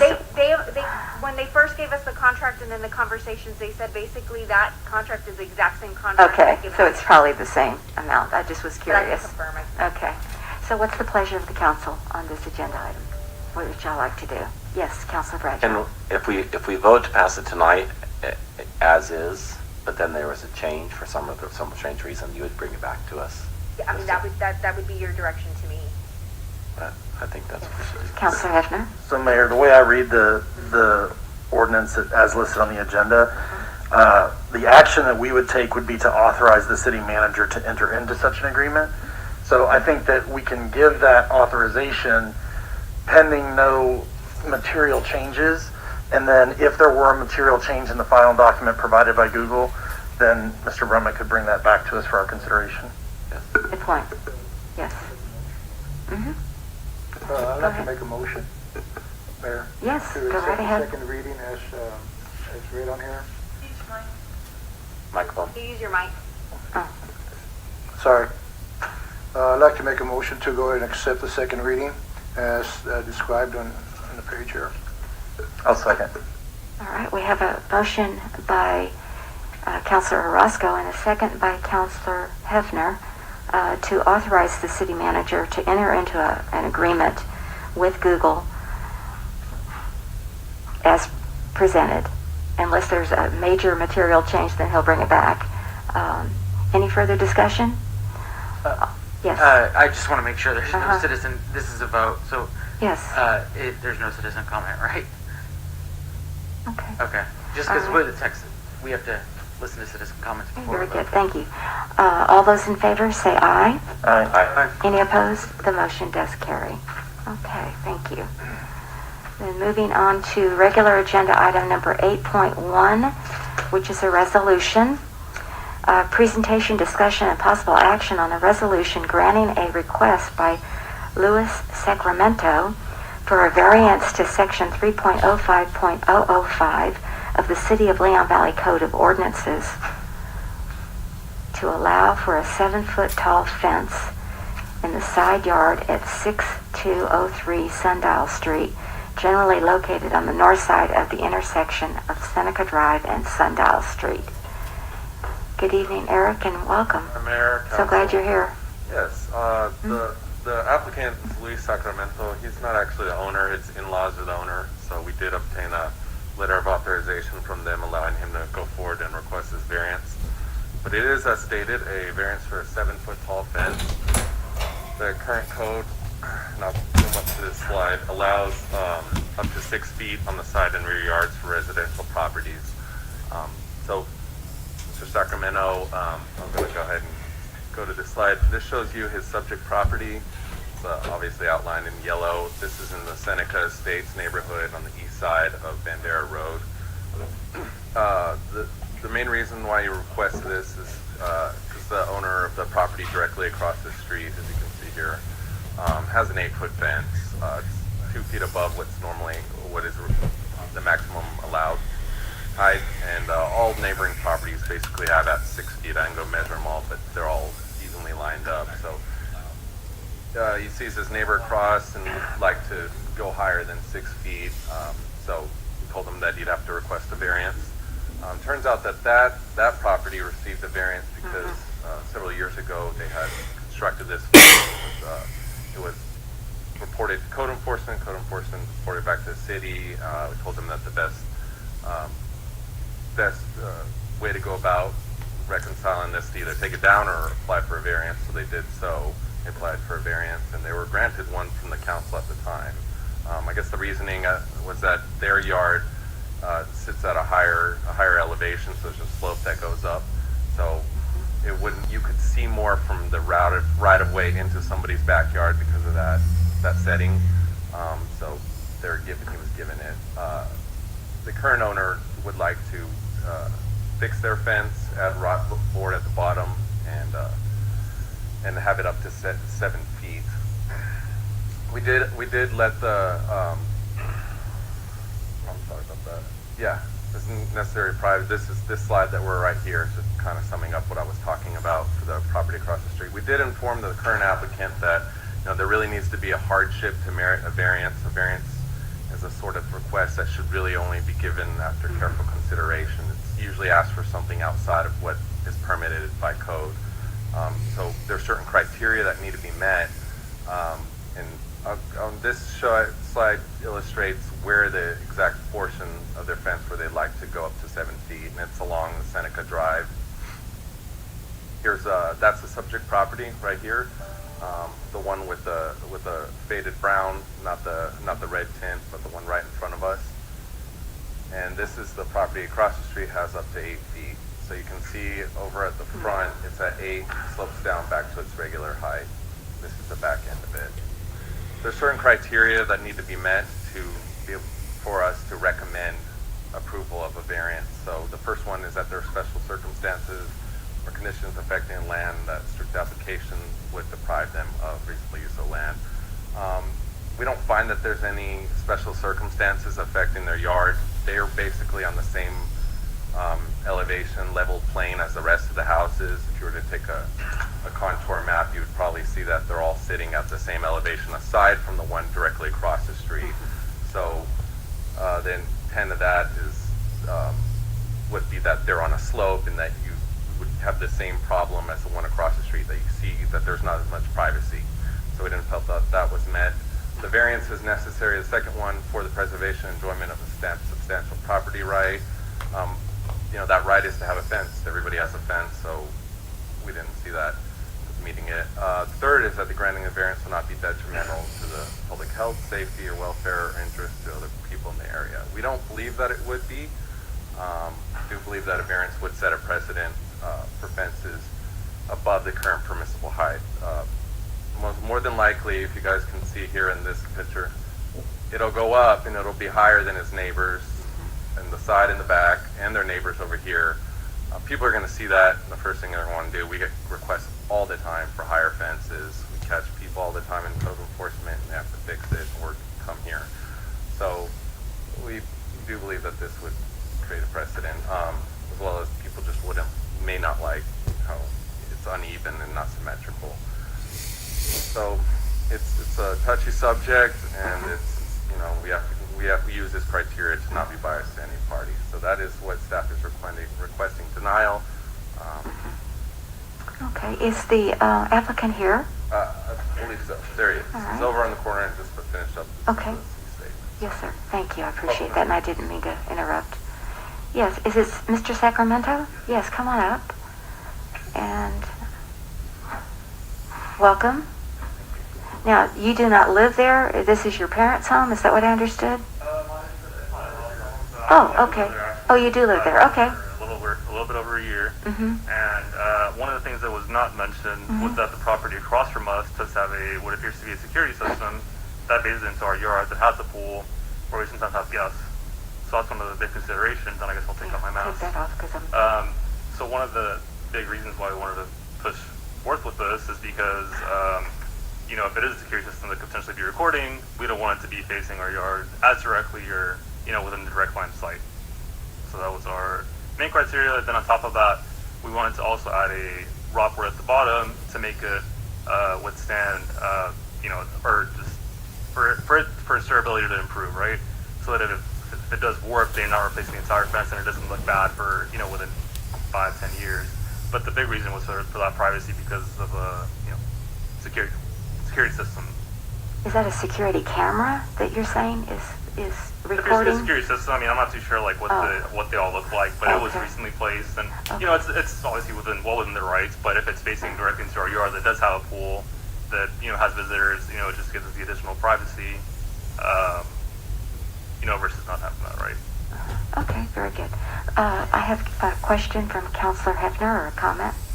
Yeah, so Mayor, I have a unique perspective on this. That you live there. I live right here. Actually, the property that we see on the screen right now is directly between my property and Mr. Sacramento's property. So I know the folks who live at this house, Mr. Sacramento, and the ironic thing, after I saw this on our agenda, I actually went over and spoke to Mr. Sacramento and went into my backyard, and I can actually see his backyard from my backyard, despite the fact that there's even an 8-foot fence in between us. And the reason for that is the contour of that road. So Mr. Sacramento's road, the houses nearby, it is relatively flat along Seneca. But up the neighborhood, you can literally see about 6 houses down the hill, house over house over house. So, you know, I understand the perspective. If you look at this particular picture, the picture on the left, to the right of the garage doors, there's an orange planter or brown planter. That's where this particular security camera is installed. And it's at about a height of the top of that 8-foot fence. So I can completely understand. I mean, I haven't seen images from the security camera feed, obviously, but I could see the concern for privacy in terms of having a video recording device that could potentially be looking into your backyard. You know, I think we all want to think the best of our neighbors, and I don't think that there's any concern there, but I understand Mr. Sacramento's desire for privacy in his backyard, especially with a swimming pool. I know I've got small kids. I'd be in a similar frame of mind if I were in his shoes. And also, I do have, thanks so much, Judd. I do have some pictures around of basically the one that does have a security camera. There's, I mean, in terms of precedent, I mean, there are other homes that have that, and I have some pictures of them. And even the one that's like up to 8 foot between 2 houses, so it's not, there isn't any precedent. And there's also a lot of fences that are in a state of disrepair, so we're really trying to make an improvement here and make something that works best for us and for our privacy. Yeah, I mean, there is precedent, and there is a reason why we're doing this, not just because we want a 7-foot fence. But do you think, and maybe I'll ask Mr. Hefner, because you live there, do you think that if this variance is granted, then it would just be, you know, in the motion of everybody else wanting a higher fence? I mean, that was one of the concerns. Yeah, I don't think there's a concern there, because in this particular case, Mr. Sacramento lives on Seneca. There's only one other house on Seneca on his block. We know her by her name is Miss Carmen. My kids take her cookies and stuff all the time. I don't have any anticipation she has a desire to raise her fence. You know, it may be a valid concern, but I think that genie's out of the bottle with the fence that's already 8 foot there. I don't see a concern with it. Also, just for clarification, are you looking to build a 7-foot fence, or are you looking to build a 6-foot fence with a rock wall on the bottom? Yeah, but I mean, Clarify it that? being closer to 7 feet with the rock board total. Okay, so it's a rock board at the bottom. And then Okay. standard 6 foot. Oh, okay, understood. All right. Counselor Edwards? Yeah, I was on the council when the house across the street was allowed to go up to 8 feet, and it was kind of controversial. The owners of that property, or the owner at that time said, well, I need it for more privacy for children and so forth. It turned out he didn't have any children, at least at that time. So, it just, we did vote to grant the variance, but there were some concerns about it. And so here it is now, and, it's already getting some other action going. But I understand what you're saying also. Okay, very good. I think they had a pool. That was another thing. They had a swimming pool, this neighbor across the street, and they wanted more privacy because of that. Yes, Counselor Stevens? So I have two questions. The first question is just a so why, and I guess it's just the question about a variance. So this variance is being brought before the city council. Why is this variance not going to the Board of Adjustment? So that's question number one. Just like what differentiates the case, between one and another, and not just for our own understanding, I guess. But the second question is, why are we so stringent about 6-foot fences? Like, is there a legitimate reason or concern, or is it just because we want everything to be uniform, or is there a reason that we're limiting fences in general to 6 feet? I was, I was out in the country, and people could pretty much do whatever they wanted with their property. And so I don't know why we're limiting people to 6 feet, especially when they have a prevailing interest to actually increase the value of their property by changing or modifying or making something better. So those are my two questions. Okay. Mr. Milan, do you want to address those two questions? Excuse me, just because those are, I think, directed to staff. Number one, why doesn't this go to the Board of Adjustment? And second of all, why do we have a uniformity of 6-foot fence in the city? Thank you.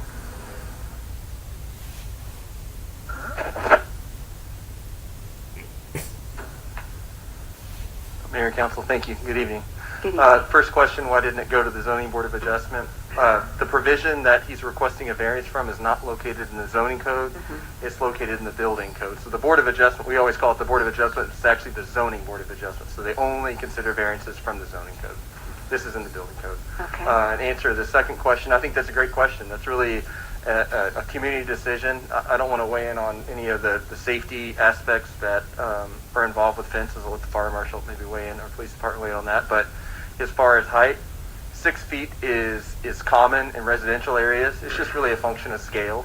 The higher something gets, it becomes a wall, and you take all those things into consideration. I think from my own personal perspective, it's one thing to talk about height in, say, a rear yard where it's between property to property and it doesn't really have any kind of relationship to the street or any kind of public kind of impact. If you're walking down a sidewalk and you have a 10-foot wall, that feels a lot different than 6 feet. So it's not a real simple question to answer. It's just really what a community wants in terms of rear, sides, corner, front. You have to remember fences come to the front of a house too. So how does that? What's that do to the street? So really, that 6 feet's common.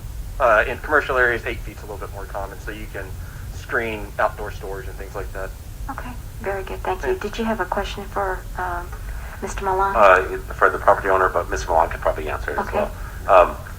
If I understand, the bottom was going to be brick or stone, and then the wood on top of that. How much of it was going to be brick or stone? A foot, 2 feet? I don't know. I'll defer to Mr. Sacramento for that.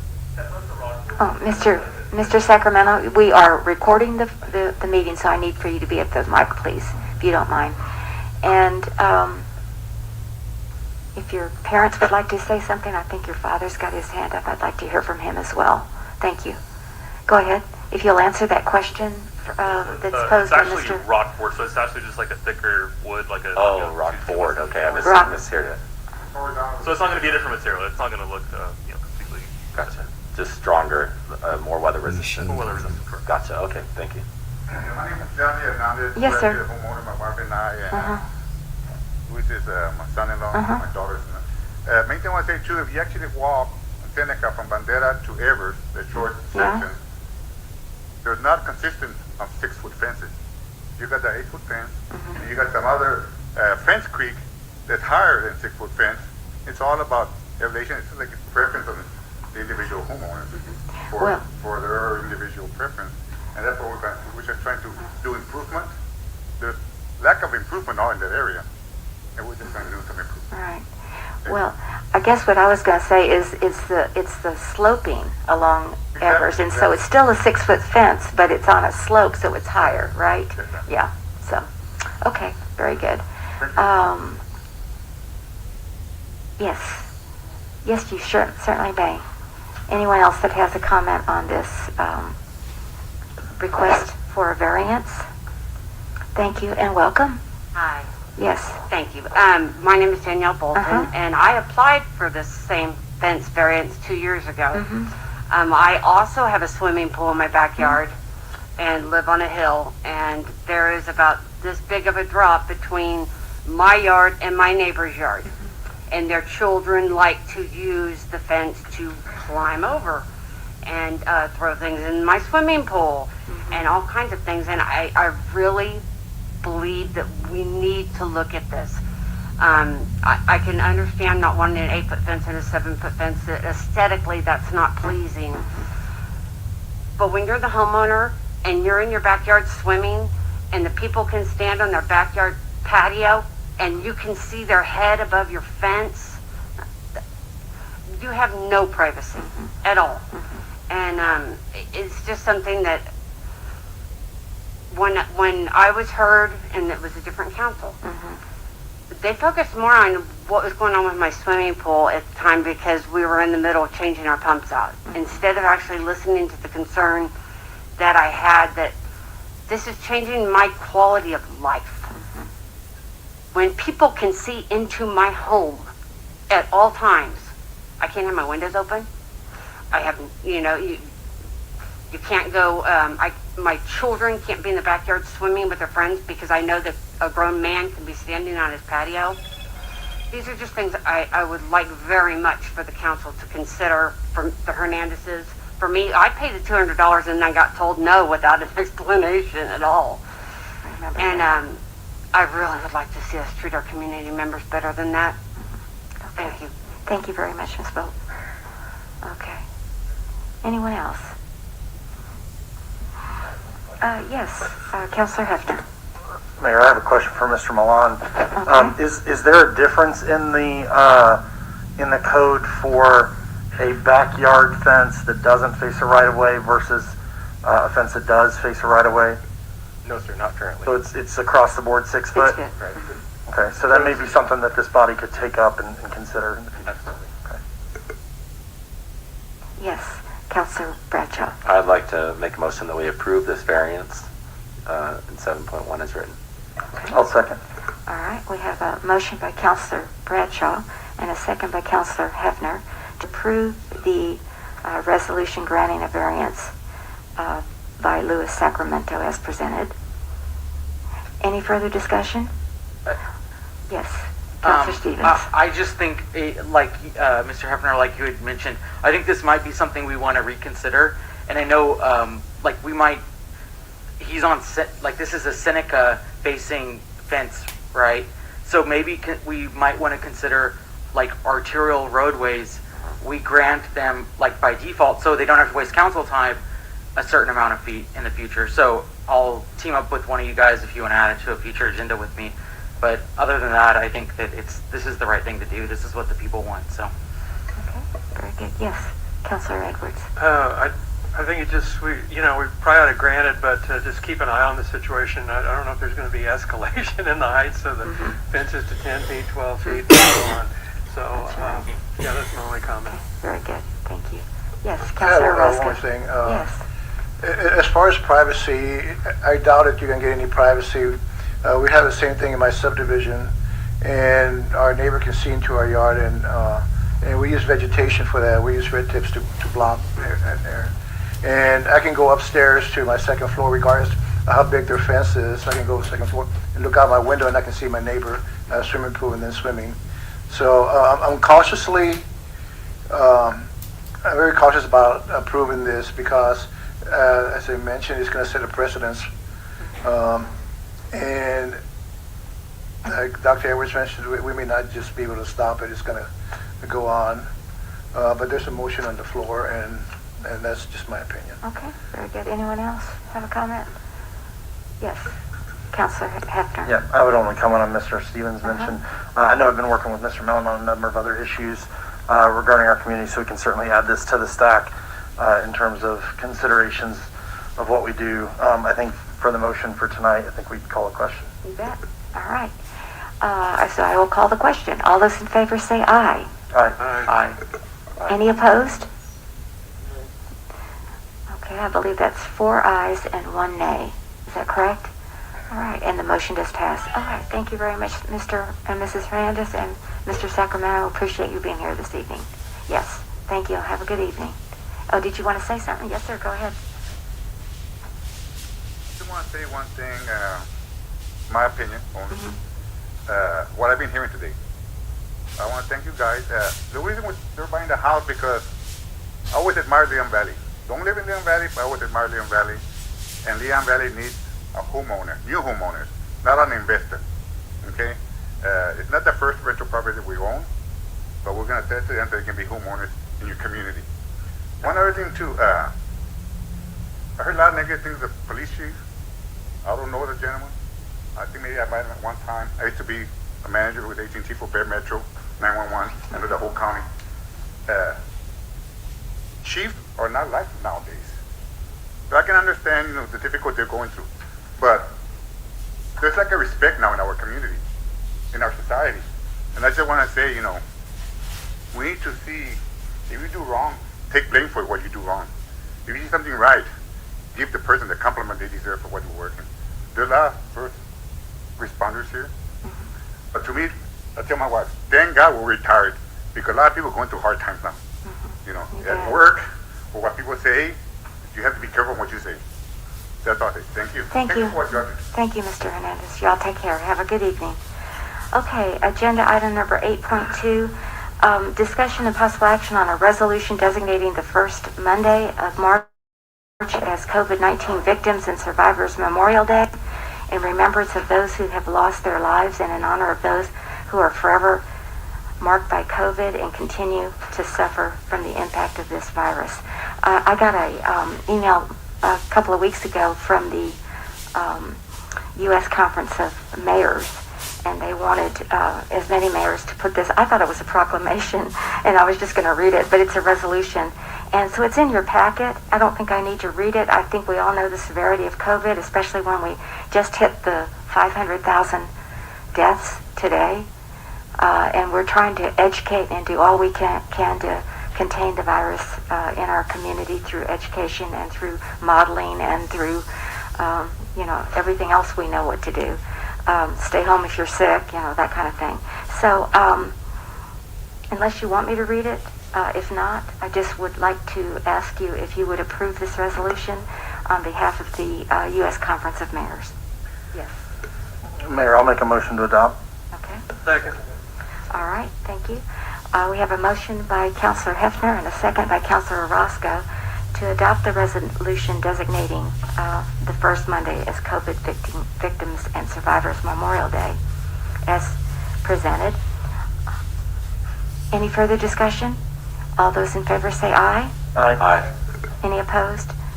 The motion does carry. Thank you very much, and let's hope and pray this vaccine gets into the arms of as many people as we can so that we can contain this virus and not wear a mask in 2022.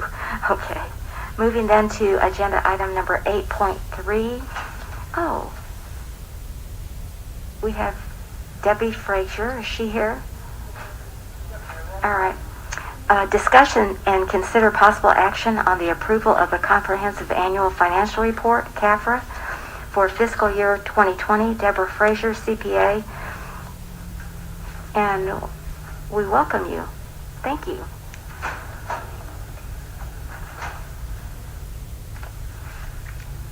I am first going to pass out the letter that is in your packet was last year's. Okay.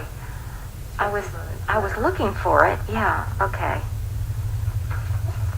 This is the updated letter then, right? This is 2020. Okay, 2021. Oh, I'm sorry. Yeah. Sorry. Social distancing. Thanks. I was confused.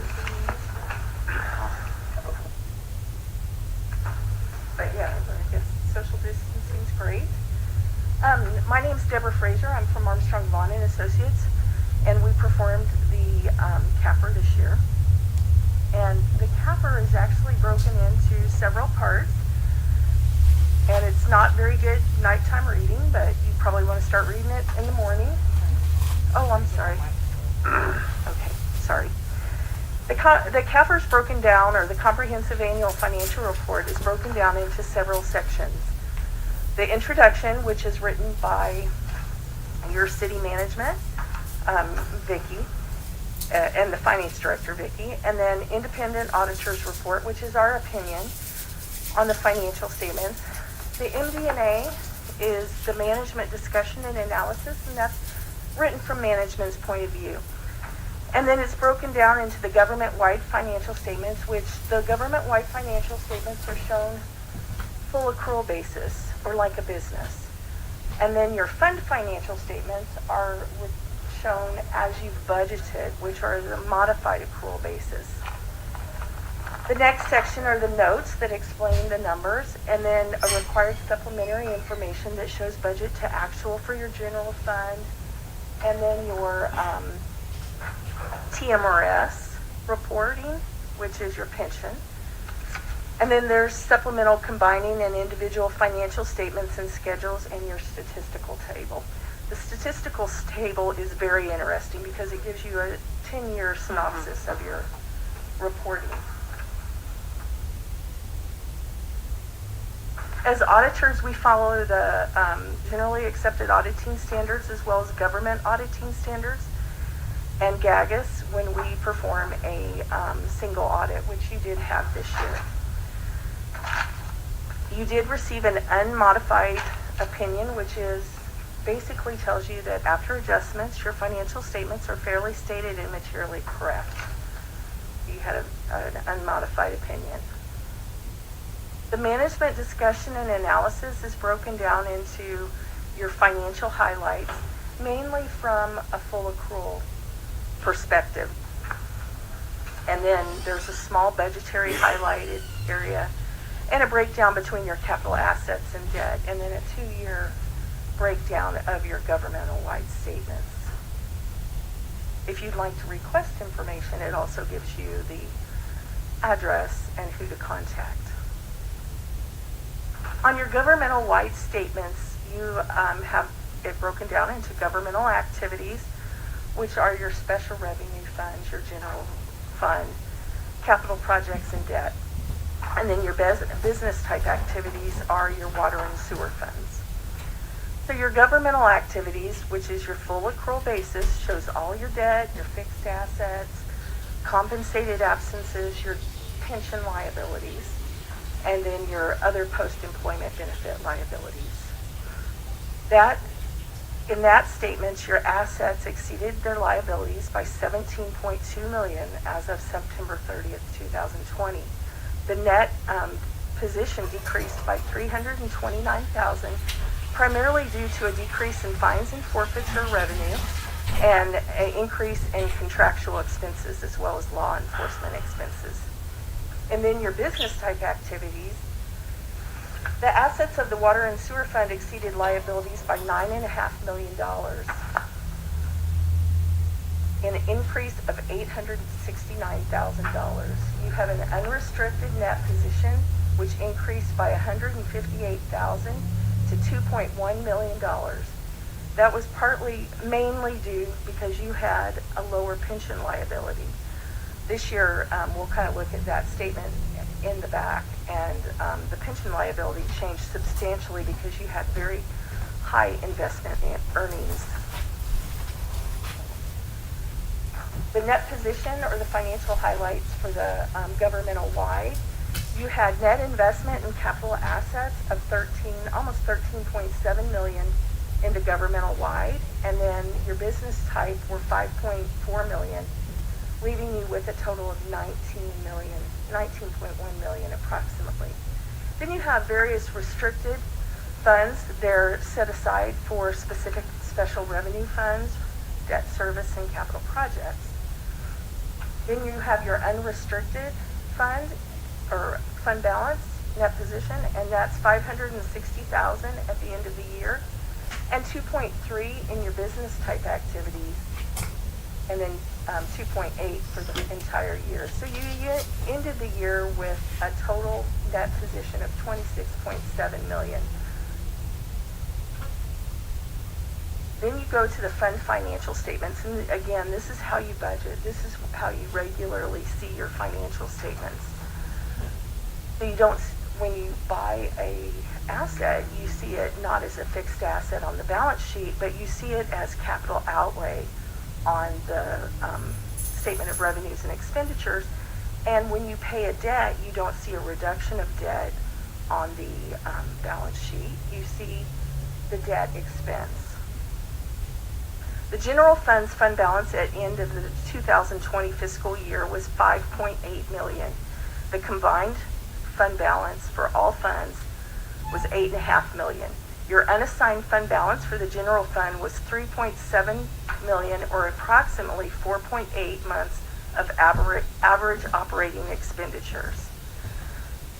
The fund balance for the general fund decreased approximately $1 million. The increase is a result of decreased fines, forfeiture revenue, decreased license permits, and an increase in contracted expenses, which really represents mainly legal fees. The combined fund balance decreased by $750,000. Excuse me, does that include the $1 million reserve fund for emergency? That's your, no, that's separate? not. Yeah, you'll actually, if we flip to the next slide, you'll see that you do have $1 million committed for disaster emergencies. This spreadsheet is basically how your fund balance is spread across different areas. So the non-spendable basically is inventory. You've already spent money on the inventory, so you can't spend that.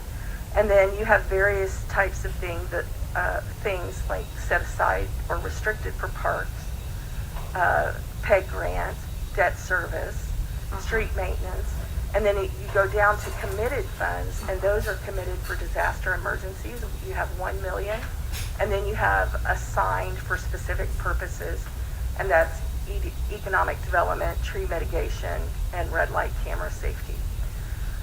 The important number down there also is your unassigned fund balance. So that's what's available to you to spend in the following years. And again, that's 4.8 months of operating expenditures. It did go down from the prior year.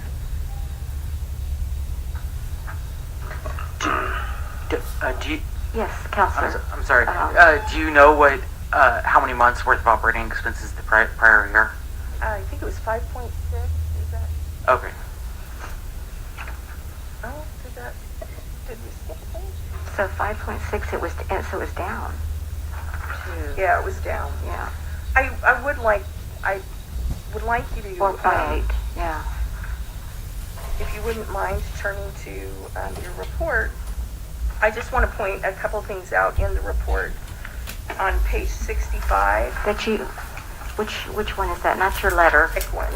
The book. Okay, page 65.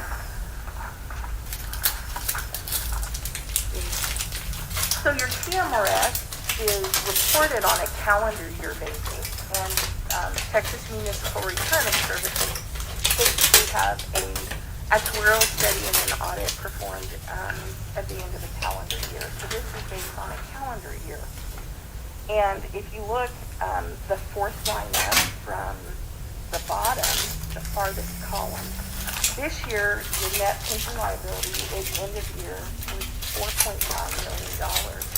It decreased considerably from 7.3 you had at the end of last year. So you have a percentage covered of 89.6 this year versus 83.6 last year. And if you go midway up the page, you'll see that the big item here is the net investment income changed from a negative 1.1 million last year to a positive 5.7 million this year. So I just think that's something. That's due to the stock market? Partly due to the stock market, and then TMRS changed their mix of investment. Okay. So we all know it's went gangbusters last year. Yeah. And the next page, if you go to page 68. Oh, excuse me, I have a question from Counselor Hefner. Oh, I'm sorry. Sorry, before Yeah, we move you on to must page be held 65, to. just want to make sure that we have the correct heading, column headings here. We're talking about for calendar 2019, is that correct? Yes, sir. Okay. Thank So you. their measurement period is on the calendar year. On page 68, this is your required supplementary information for other post-employment benefits, and within TMRS, they have a life insurance of $7,500 that you owe a liability as that you've provided, and so your liability for that is $500,417 at the end of 2019. That's what we owe in pension, is that what you're saying? Other post-employment benefits, which is supplemental death benefit. Oh, supplemental death benefits, okay. Yeah. And again, these TMRS retirement as well as the supplemental death benefit are both estimates. You know, they're really actuarial studies based on estimates. Yes, sir. Yes, Counselor Stevens. I just have a, so we're on, are we budgeting our, like our current employees, 120 employees, is there a line item for, like, that's listed as a liability that is like their sick time and vacation time and all of the potential What liabilities about that the Joe city could incur, Savaggio Lawson? like at separation, for example? So you do see that in the full accrual governmental rights statements for the general fund. However, you don't see it in your fund statements because that's not GAAP. You, however, will see it in your proprietary funds because those are always presented on the full accrual basis. Okay. Is that specifically in the book? Yes, it is. Okay, so And if you want to know, if you I'd like look to know at what the page it is. report and you have any questions, please feel free to call me. I actually love talking about this stuff. So I would be happy, you know, our phone number is on the bottom of Okay. the opinion letter as well as the governance letter, which I handed out. And my name's Debbie, and I'm the only Debbie in the office. So again, I'd love to discuss it with Okay. you if you have questions. I do want to go over if you don't have any more questions. We do have another I'm sorry. question by Counselor Hefner. Sorry, so I just wanted to clarify, make sure I understood your statement. So we have a general ledger and we have a proprietary ledger. We're saying that the proprietary ledger is not in this report? No, it's in this Oh, report. okay, I'm That's sorry. business type activities. Well, So the way can I just clarify that? Is the business type the water and sewer, and then the government is just the general fund? Yeah, And that's general easy. fund, debt service fund, capital projects fund, Okay. and then all your little smaller like PEG fund, parks, Okay. federal But I mean, police that's forfeitures. easier to understand it because that's how it's presented every month to us is general fund and the water and sewer fund, the enterprise fund. So anyway, excuse me, I just that just. Yep, thank you. You answered my question. Those fund statements start, if you like to look at them closer, on 19 and 20. And so you do have general fund, debt service fund, street maintenance fund, and then your other non-major funds are combined because they did not meet the criteria to be presented singularly by themselves. However, if you would like to look at those combined funds, you would just need to go to the back of the report because those are actually shown individually on the report also. And they start right after page, or on 70. And so if you wanted to look at a specific special revenue fund, you could go look at that data. Special revenue funds are always presented on a modified accrual basis. Yes, sir. I do have an. Yes, sir. Go ahead. So this this balance sheet on 19 and 20, if I'm like looking for the I didn't exactly. I think I'm a little bit lost in terms of so the liabilities, like our employees' benefits that have not been expended but they've been earned are. You do not see them on page 7 or on page 19 and 20 because that's not governmental accounting standards. You would see them on 15 and 16. 15 and 16 are shown full accrual. So you see every debt that you owe, bond debt, compensated absences, accrued interest. You also see your fixed assets.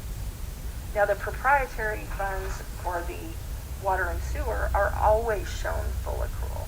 It's just a difference in accounting standards. I have a question. Okay. Yes, Counselor. Thank you, Mayor. During the audit, did you have any uncorrected or corrected misstatements? I know that you had mentioned on here. I think you mentioned that it was on a certain page, and I didn't get that. But did you have any during the audit? Did you have any uncorrected? Not on this year's audit.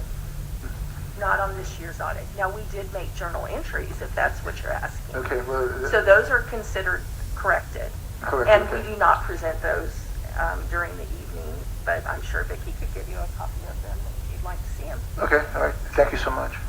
Or if you want to call my office, I'd be happy to email them to you also. Oh, okay. If there's no more questions, I will go over the comment that we had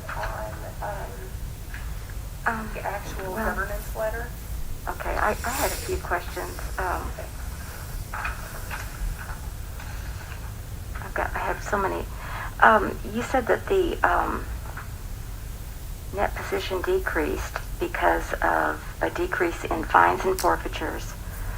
And I guess, because I'm just wondering what it was last year versus what it was this year when you got to. And then also, I understand the legal expenses. We all got that. But what about law enforcement expenses? Well, if you go to an increase in that, where is that shown? Okay.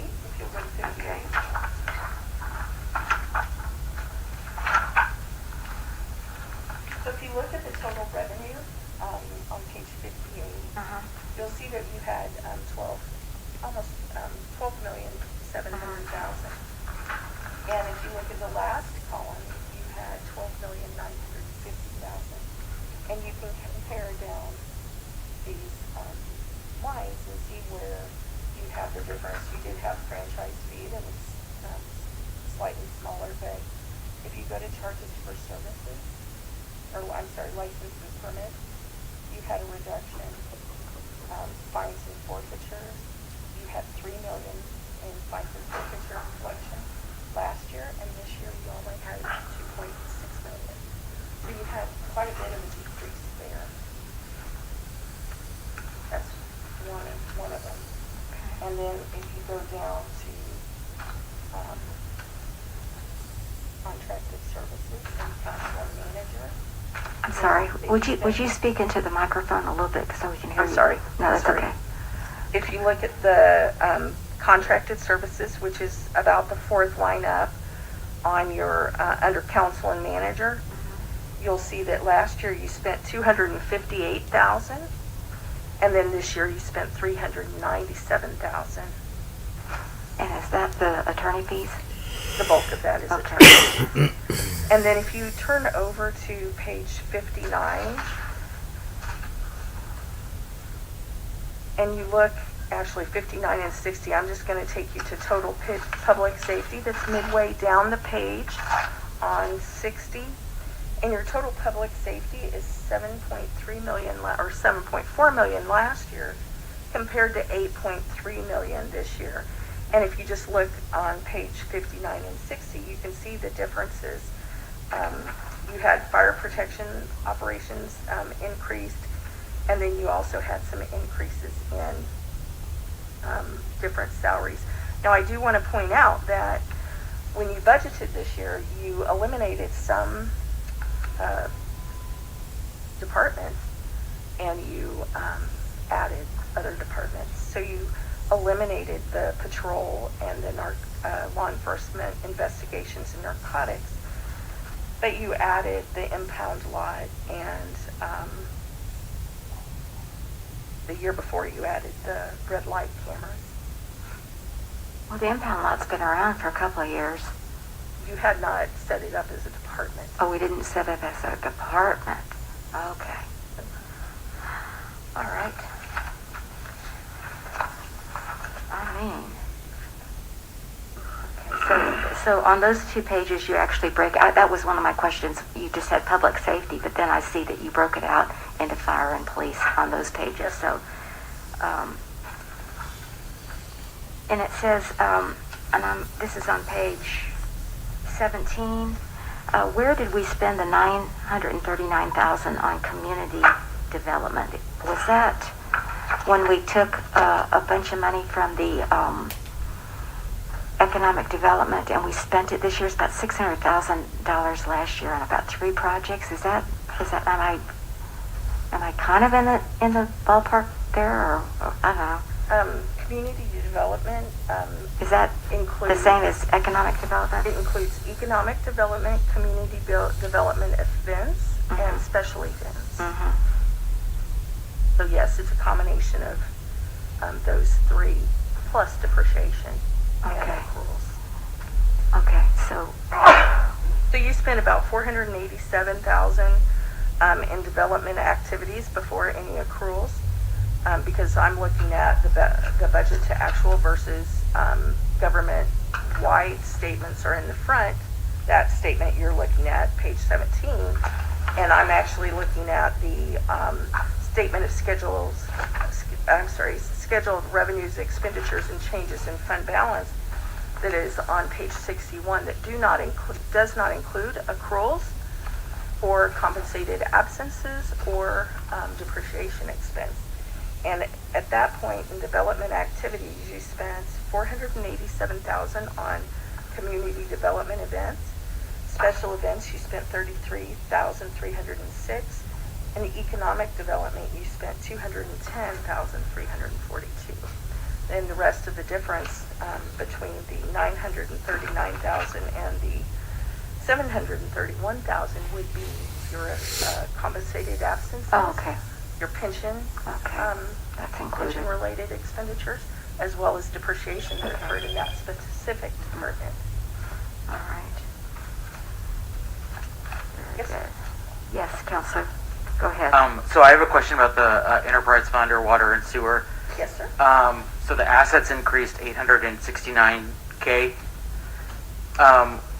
Where would I find, or if you know off the top of your head, what does that primarily do to?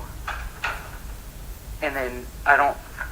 On page 46, I'm sorry, not 46, page 44. Page 44, you have your business type activities. So you actually increased your wastewater system plant with $417,000. Transportation and equipment increased $248,000, almost $249,000. And then your water rights, you increased by $132,000. Okay. And then where would I see cash flow for the same fund, the enterprise? For the enterprise fund? Yeah. Actually, if you go to page 28 and 29,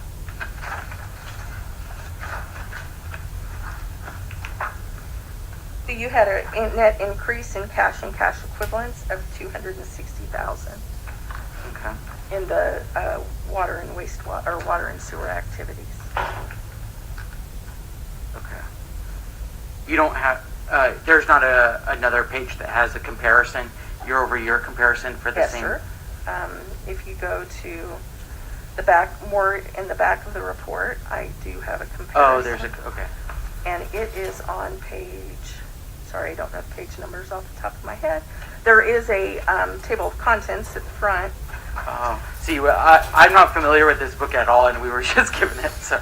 Well, I I'm think sorry. you received the report last week, right, in your packet? Oh, it might have. Yeah, it was in our packet. Or the week.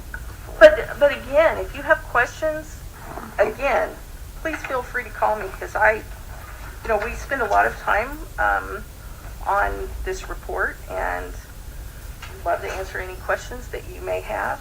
And actually, we're not required to put in a comparison, and I may not have a comparison in this one. Okay. But I would be happy to, if I have it readily available, I could print it out and give it to you by budget as well. But again, it actually isn't in this report, sorry. Yeah, I think it would be valuable for the council to have, because I know that several of us have discussed, just talking about adjusting water rates, because that's a frequent complaint. And so in order to do that, we need to see our cash flow, like year-over-year comparison, to make sure we aren't putting ourselves in a bad situation. I do have a 4-year budget, or I guess 4-year history of just your expenditures and your revenues. Would you like to see that? Sure, yeah, that would be great. Is it in the book? No. Okay, so you're going to send it to us. Okay. Yeah, it's on, I'm sorry, that. Yeah, I mean, there's so much here. I mean, I went through it, but I got my little stickies, but it's hard to digest. I just noted that from on your trend analysis from 16 to 20, there's been a 5.5% increase since 2016 in average monthly expenditures. And I mean, I know we tried to get our dedicated staff to market value. I was trying to think of all of the other, because really we haven't had inflation, and trying to think of other factors that would maybe go into that. But anyway, Councilor Bradshaw, did you have something that you wanted to add? Yeah, I was just going to say, I would first thank you for the report. Very valuable information, and I would also like to see the 4-year trend. I guess if you're going to send it to all the council, then that'd be appreciated. Sure. I'll send it to Vicki and have her, so I don't violate any records. Right. Appreciate it. And specifically for the enterprise fund, right? Or did you want it for all? I can send it for both. For both, yeah. I mean, we have the history since we began Right. auditing, so it might be just as easy for you to look at that. It's interesting. Now, Debbie, did you say that on page 11 that 420,000 increase in law enforcement expenditures is itemized someplace? Well, it's I mean, you have to kind of pick it out by looking at the expenditures, yes. And those are begin really on 59. 59, okay. That has your 2020 actual amounts, your budget, your original budget, and your final budget, as well as the 2019 actual.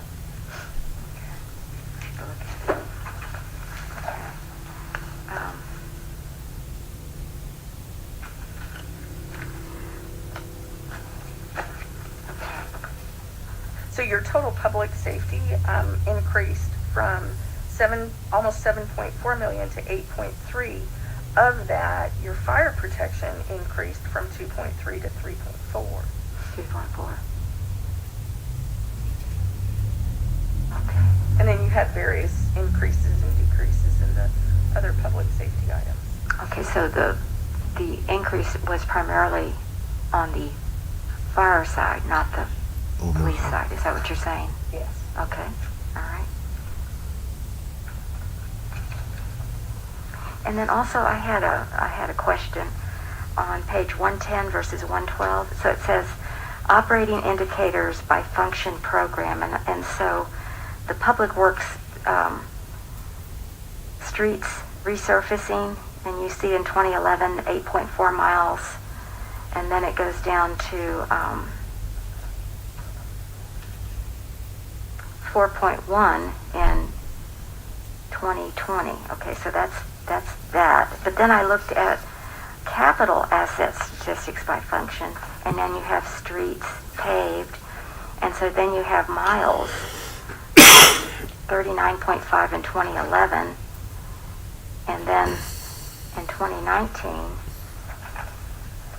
and 2018, 1.2 and 4. Hey, Autotron.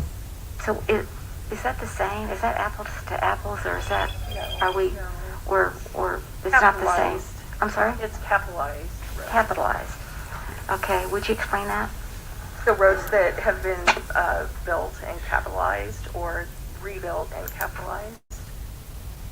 Okay, guys.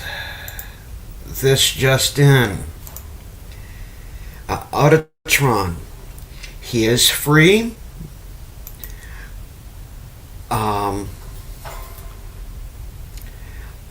News Now Patrick just put up a video. I just asked him permission to view it, and I'll send it over my live stream. So if you guys give me a few seconds.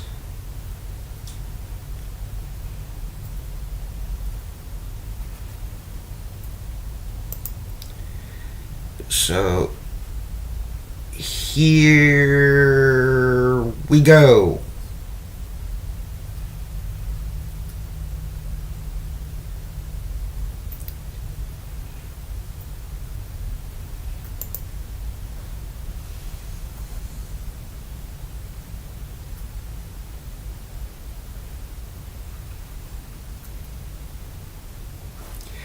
Guys, please be patient.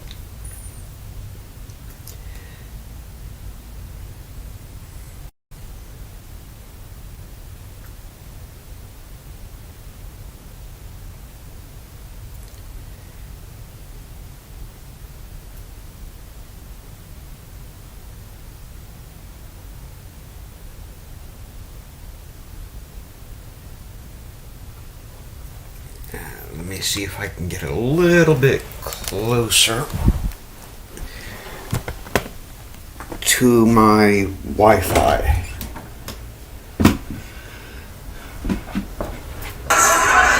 What's up, guys? News Now Patrick here. I'm sitting down with Mile High Medic from Chicago.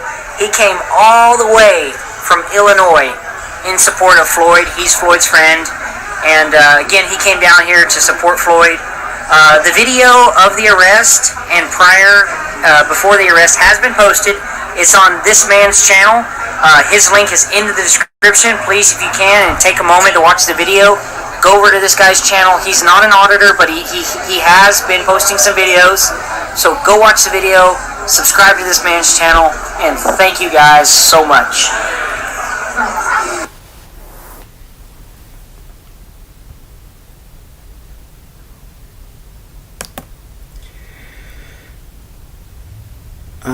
So guys, you know what? I'm going to call it a night. Just remember, guys, sharing is caring. Go to News Now Patrick's page and you can actually see the video. Tell him that Patrick and the goat sent you. So, sharing is caring. Be a good neighbor. Respect. Treat each other fairly.